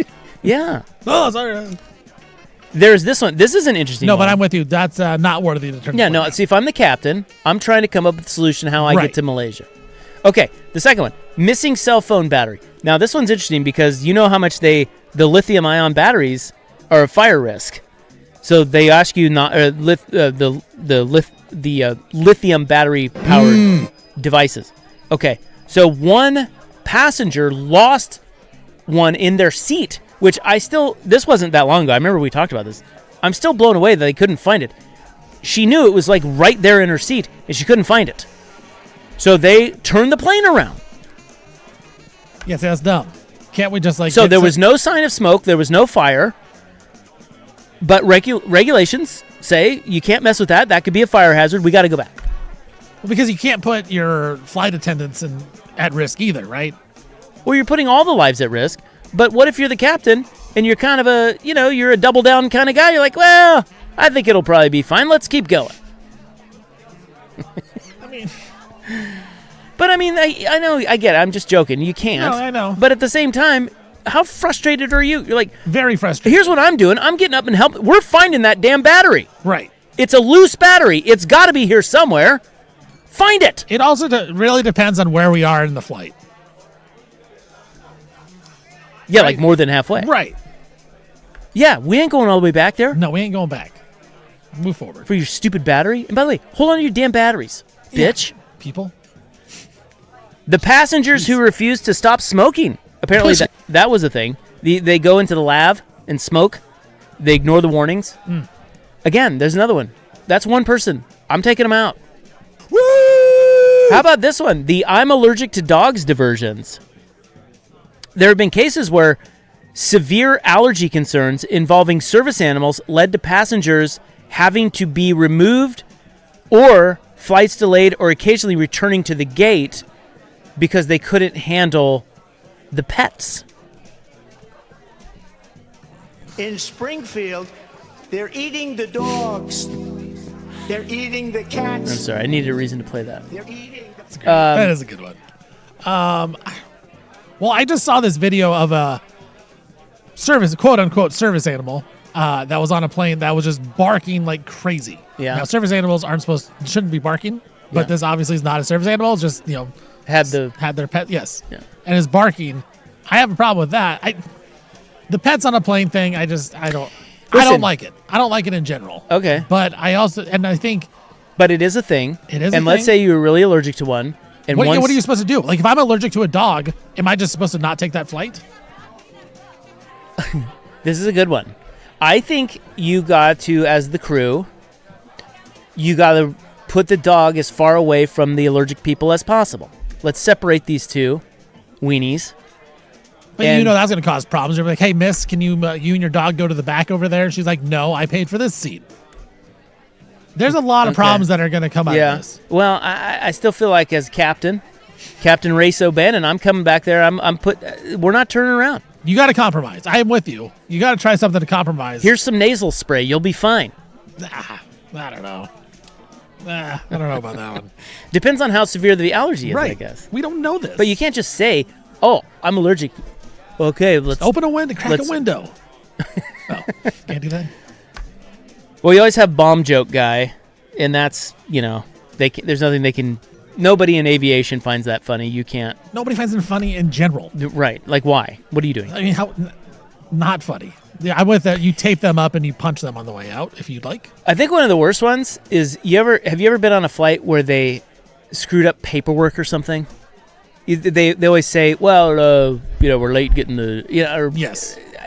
That. Yes. I've had to deboard planes and then it gets canceled because of that. Yes. Very frustrating. That's bullsh. Yes.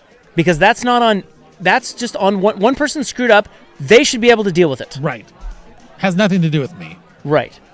I do think we need to come up with this policy. If it's just one dude or one lady on the plane, you tape them down and then you just fight them on the way out. Yeah, give them zip tie. Don't they have zip ties? Didn't we talk about this? Yeah, well, you duct tape them or whatever, and then people get free shots at you.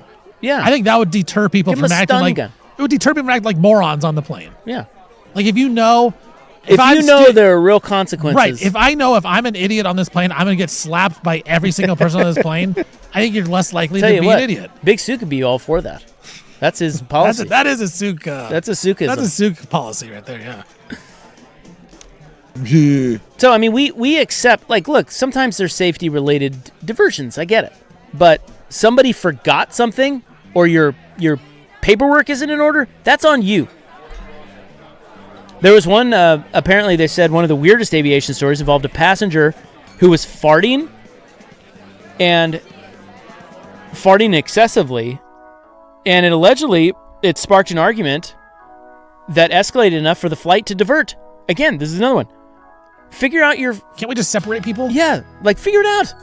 Let's get to Spain. It's like raising kids. It's like when your kids argue, you just put one on one side, one on the other. Right. Then when they get off the plane, they fight. And imagine you missing your flight or not getting to where you want to go on your vacation because two guys are fighting over their farts. Now that I would. I mean, bro. There's got to be some crazy farts, though. And then there's always the drunk passenger, and they should never turn around I don't know. Again. I don't know. I think we need tougher flight attendants. No offense to our flight attendants here, but you gotta be able to handle these people. It's wild out there. Give them stun guns. I don't know. I don't care. All right, that's going to do it. Sook's back tomorrow. We're all back tomorrow. 3 to 7 on the Fan. Good night.